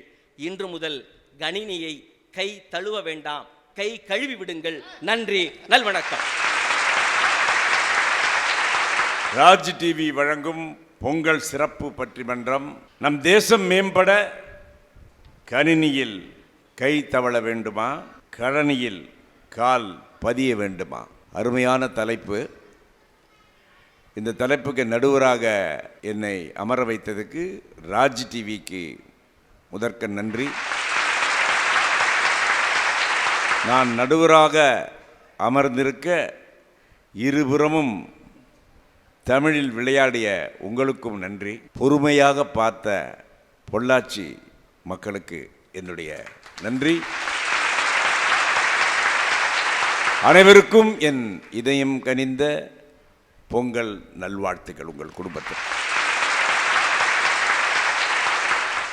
என்னை பொறுத்தவரையிலும் கழனி கணினி இது ரெண்டுமே எப்படி தெரியுமா? தாய் தந்தை. கழனி தாய், கணினி தந்தை. தாயும் தந்தையும் இணைந்தால்தான் பிள்ளை குடும்பம். வளர வளர எல்லாமே மாறும் இல்லையா? ஆனால் வளர வளர ஒரே ஒரு விஷயம் மாறாது. என்ன? அந்த தாய்மையும் தாய் பாசமும் மாறவே மாறும். தந்தை இருக்கார் தெரியுங்களா? நம்மளை வளர்க்கும் போது ஒவ்வொரு ஏஜுக்கு ஒவ்வொரு மாதிரி வரும். காலகட்டங்கள் மாறும்போது நம்ம கூட அப்படியே அடாப்ட் பண்ணி நம்ம பிள்ளைகளை கொண்டு வந்து நம்மெல்லாம் கொண்டு வந்து ஒரு இடத்துல சேர்த்தாங்க. அதே மாதிரி தான் நானும் தான். என்னுடைய பிள்ளைங்களாம் வளரும்போது ஒவ்வொரு காலகட்டத்தில் அவங்களுக்கு என்னென்ன பிடிக்கும் சொல்லி கொண்டு வந்து ஒரு இடத்துல உட்காந்து. ஸோ இது ரெண்டுமே தாய் தந்தை மாதிரி தான். ஸோ இந்த ரெண்டுமே, அதாவது கலனியும் கணினியும் இணைந்து வாழ்ந்தால்தான் ஒரு பெரிய மாபெரும் வெற்றி கிடைக்கும். மேனுஃபேக்சரர் மார்க்கெட்டிங் பண்ணுறவங்க அது மாதிரி தான். ஸோ கம்ப்யூட்டரும் இருக்கணும், கணினி இருக்கணும். நேச்சர் இருந்தால்தான் இது மாதிரியான டெக்னாலஜிலாம் வளர முடியும். ஸோ நேச்சரையும் பாதுகாக்க வேண்டும், டெக்னாலஜியை வளர்க்க வேண்டும். எவ்வளோ பேர் இன்றைக்கி சாஃப்ட்வேர் இன்ஜினியர், இந்த இதே பொள்ளாச்சியில் எவ்வளோ சாஃப்ட்வேர் இன்ஜினியர் இருப்பாங்க? கை தூக்குங்க பார்க்கலாம். ஒருத்தர் வீட்டில் அது ஒரு சாஃப்ட்வேர் இன்ஜினியர் இருக்க மாட்டாங்க? கண்டிப்பாக இருப்பாங்க. படிக்கணும்னு ஆசைப்படுவாங்க. எல்லாம் கேட்டால் நான் என்ன படிக்க போகிறேன்னா, இன்ஜினியரிங் படிக்க போகிறேன், சாஃப்ட்வேர் படிக்க போகிறேன். யார் பார்த்தாலும் என்ன மெடிக்கலுக்கு பார்த்தீங்கன்னா இதை எழுதணும், என்ன எக்ஸாம் அப்போ நீட் எக்ஸாம் எழுதணும். சில பேர் ஐஏஎஸ் படிக்கணும்னா அங்கே கோச்சிங் சென்டர் போகணும். அவங்களுக்கெல்லாம் கம்ப்யூட்டர் வேணும். அது ஒரு சில பேர் தான் என்ன பண்ணுவாங்களோ அக்ரிகல்ச்சர் படிக்கணும்னு ஆசைப்படுவாங்க. சில பேர் என்ன தெரியுங்களா, ரொம்ப அந்தளவுக்கு படிப்பில் ஆர்வம் இல்லாதவங்களாம் என்ன பண்ணுவாங்க, ப்ராக்டிக்கலாக போயிட்டு இது மாதிரி இந்த ஃபார்மர்ஸ் ஆகிறது. இப்போ கூட டெக்னாலஜிலாம் வந்ததால் என்ன பண்ணால் அந்த டெக்னாலஜி யூஸ் பண்ணிக்கிறாங்க, மிக்ஸ் பண்ணிக்கிறாங்க. இப்போ மாடுகள்லாம் வச்சு இதெல்லாம் இதில் வரப்புலலாம் ரொம்ப ரேர் தான். எல்லாம் டிராக்டர் வச்சு தான் பண்ணுறாங்க. ஹைடெக் இது ஒரு ஃபர்டிலைசர்ஸ் ஒரு நாள்லாம் வருது, அதெல்லாம் வச்சு பண்ணிக்கிறாங்க. அருமையான தலைப்பு. இந்த தலைப்பில் 2 சைடு பேசணுன்னா அப்படியே உங்களுக்கே தெரியும் யார் சைடு நம்ம தீர்ப்பு சொல்கிறதுன்னு. நான் உங்களையே கேட்குறேன். நான் நடுவர்ன்றதை விட நீங்கள் பொறுமையாக உட்காந்து கேட்டிங்களே, நீங்களும் ஒரு நடுவர்கள் தான். கணினியில் கை தவழ வேண்டுமா? அது சப்போர்ட் பண்ணுறீங்க. எவ்வளோ பேர் கை தூக்குங்க பார்க்கலாம். நீங்கள் தான் சொல்லுங்க பார்க்கலாம். எவ்வளோ பேர் கை தூக்குறீங்க? சரி, அடுத்தது கழனியில் கால் பதிய வேண்டுமா? வா, இது போன்ற விஷயங்கள் எல்லாமே இன்ற காலகட்டங்களிலே விஞ்ஞான வளர்ச்சியான 2024 இன்றைக்கி இருக்கிற ஜென்ரேஷன்லாம் ரெண்டுத்தையும் மிக்ஸ் பண்ணி ரெண்டுத்தையும் மிக்ஸ் பண்ணி வாழ்ந்தால்தான் நாம் வாழ்க்கையிலே மேன்மை அடைய முடியும், அதாவது லைஃப்பில் சக்ஸஸ் ஆக முடியும். என்னை பொறுத்தவரையிலும் தாய் தந்தை மாதிரி இரு கண்கள் தான். எப்படி? ஒரு கண் கழனி, இன்னொரு கண் கணினி. இந்த இரு கண்கள் தெரிந்தால்தான் நம் பார்வை ரொம்ப சுகமாகவும் சுத்தமாகவும் இருக்கும் என்று கூறிக்கொண்டு, அருமையான மக்கள், அதாவது பொறுமை கடலினும் பெரிதுன்னுவாங்க, சிறுதுளி பெருவெள்ளம்னுவாங்க. ஸோ நீங்கள் ஒரு பெரு வெள்ளமாக தான் எனக்கு தெரிகிறீர்கள் இந்த பொள்ளாச்சியில். நான் இது போன்ற பட்டிமன்றத்தில் நடுவராக வர்றதெல்லாம் ரொம்ப ரேர். நான் இந்த பட்டிமன்றத்தில் அமர்ந்து நான் ரொம்ப நேரமாக உட்காந்து அப்சர்வ் பண்ணிக்கிட்டு தான் இருக்கேன். சரி, நாங்களாம் என்ன தெரியுங்களா, இந்த மெமிக்ரி ஆர்டிஸ்ட் வேறு, நடிகர்கள் வேறு, நாங்களாம் நிறைய அப்சர்வ் பண்ணோம். இந்த அப்சர்வ் பண்ணும்போது பார்த்தா இந்த ரெண்டு பேர் பேசுனது என்ன இமேஜினேஷன் பா. இந்த ஃபஸ்ட்டு இவர் சரி, அதே மாதிரி கடைசியாக பேசினார் இல்லையா, அவருக்கு ஒரு கரவசை ஸ்பெஷலாக அடிக்கிறேன். எவ்வளோ பிரமாதமாக எல்லாருமே அவ்வளோ அருமையாக கிரியேட்டர்ஸ். இவங்கெல்லாம் ஃபென்டாஸ்டிக் கிரியேட்டர்ஸ். எப்படின்னா இவங்களே அந்த ஸ்கிரிப்டெல்லாம் அழகாக ரெடி பண்ணி எவ்வளோ புஸ்தகம் படிச்சிருப்பாங்க. சும்மா உடனே இங்கே நின்னோன்னு இம்ப்ரெஸ் பண்ணுறது. மினிமம் எனக்கு தெரிஞ்சு இந்த பட்டிமன்றத்துக்கு 1 மாத காலமாவது நீங்கள் கண்டிப்பாக ப்ராக்டிஸ் பண்ணிப்பாங்க. இவர்களை நான் பட்டிமன்ற பேச்சாளர்கள் என்று சொல்லுவதை விட உழைப்பாளிகள் என்று சொன்னால் மிகையாகாது. ஏறால வெரி பிக். இது என்ன ஏதோ எப்படின்னா அதில் ஃபைட் பண்ணுறாங்க. அது என்ன, இந்த வார்த்தை விளையாட்டு இருக்குல்ல, அதில் பார்த்து நீங்கள் பேசும்போது 2 பேருக்குமே அது ஸ்லிப் ஆகுது. இவங்களும் கழனின்றாங்க, கணினின்றாங்க, இவங்களும் கழனின்றாங்க. அதில் தான் நான் பிடிச்சேன். அம்மா அப்பா மாதிரி தான். அம்மா என்ன பண்ணுவாங்க, அப்பாவை திட்டுவாங்க, அப்பா அம்மாவை திட்டுவாங்க. 2 பேருக்கும் டோட்டலாக கோவம் வந்தனா யாரை திட்டுவாங்க? பிள்ளைங்களை திட்டுவாங்க. So every thing is join. எல்லாமே எல்லா இடத்துலையும் ஒரு இணைப்பு இருந்தால்தான் அந்த இணைப்புக்கு அடுத்தது சந்தோஷமும் வெற்றியும் கிடைக்கும். அதே மாதிரி நீங்களும் உங்களுடைய வாழ்க்கையில் இணைந்து பண்ணுங்கள். எவ்ரி திங் இஸ் ஜாயின் தான். அதாவது ஜாயின்ட் ஃபேமிலி. இப்போ ஜாயின்ட் ஃபேமிலின்றது ரொம்ப இந்த பேச்சுக்கே இடம் இல்லை. பிகாஸ் ஆஃப் இன்றைக்கி இருக்கிற டெக்னாலஜி எல்லாம் தனித்தனியாக இருக்காங்க. ஒரு ரூமில் இருந்தால் கூட இன்னொரு ரூமுக்கு பேச மாட்டேங்கிறாங்க, எல்லாம் மொபைலில் பேசிக்கிறாங்க. அப்படி இருக்கிற காலகட்டம் கேட்டிங்கன்னா அவ்வளோ ஃபாஸ்ட் லைஃப் எல்லாமே. அப்படி இருக்குது. இந்த ஃபாஸ்ட் லைஃப்பில் கொஞ்ச நேரமாவது நீங்களாம் உங்கள் குடும்பத்துடன் இணைந்து கொஞ்ச நேரமாவது இணைந்து அப்பப்போ டெய்லி என்னை பொறுத்தவரை தான் நான் சொல்லுவாங்க, எங்கள் வீட்டில் ஒரு 5 நிமிஷமாவது எல்லோரும் உட்காந்து பேசணுன்னுவாங்க. இப்போலாம் டைனிங் டேபிளில் மொத்தமாக உட்காந்து சாப்பிட்றதெல்லாம் கிடையாது, முந்தி மாதிரிலாம் கிடையாது. ஏன்னா ஒவ்வொருத்தரும் ஒரு டைமிங் இருக்கும். ஒர்க் ஃப்ரம் ஹோம் பண்ணுவாங்க, சில பேர் பார்த்தா காலையிலேருந்து சீக்கிரமாக வேலைக்கு போகணுன்னுவாங்க, சில பேர் தான் பிஸ்னஸுக்கு ஓடணுன்னுவாங்க. இப்படி இருக்கிற இந்த ஃபாஸ்ட் லைஃப்பில் உங்களோட லைஃப் எல்லாம் நீங்கள் அதாவது ஒவ்வொரு காலகட்டங்களும் ஒவ்வொரு நேரங்களும் இணைந்து நீங்கள் லைஃப்பை என்ஜாய் பண்ணி வாழ வேண்டும் என்று கூறிக்கொண்டு கடைசியாக ஒன்று சொல்லிக்கொள்கிறேன். நான் 20லேயே இந்த டைலாக்கை நான் எழுதினேன் 2 வரியில். நான் இந்த 20 இந்த கொரோனா டைமில் உட்காந்து டெய்லி நான் என்ன பண்ணுறதுன்னா ஷார்ட்டாக ஏதாவது ஒரு டைலாக் எழுதணும்னு சொல்லிட்டு நான் எழுதினேன். அந்த டைலாக்கை எல்லா இடத்துலையும் நான் யூஸ் பண்ணுறேன். அதை இந்த நிகழ்ச்சியின் நிறைவாக சொல்கிறேன். ஒழுக்கமாக இருந்தால் உடம்பு நன்றாக இருக்கும், உண்மையாக இருந்தால் வாழ்க்கை நன்றாக இருக்கும், இரண்டும் சேர்ந்தால்தான் நம் வாரிசு நன்றாக இருக்கும் என்று கூறி இந்த வாய்ப்பை தந்ததற்கு ராஜ் டிவிக்கு நான் நன்றி கூறி உங்கள் சார்பாக விடைபெறுகிறேன். வாழ்க வளர்க. நன்றி.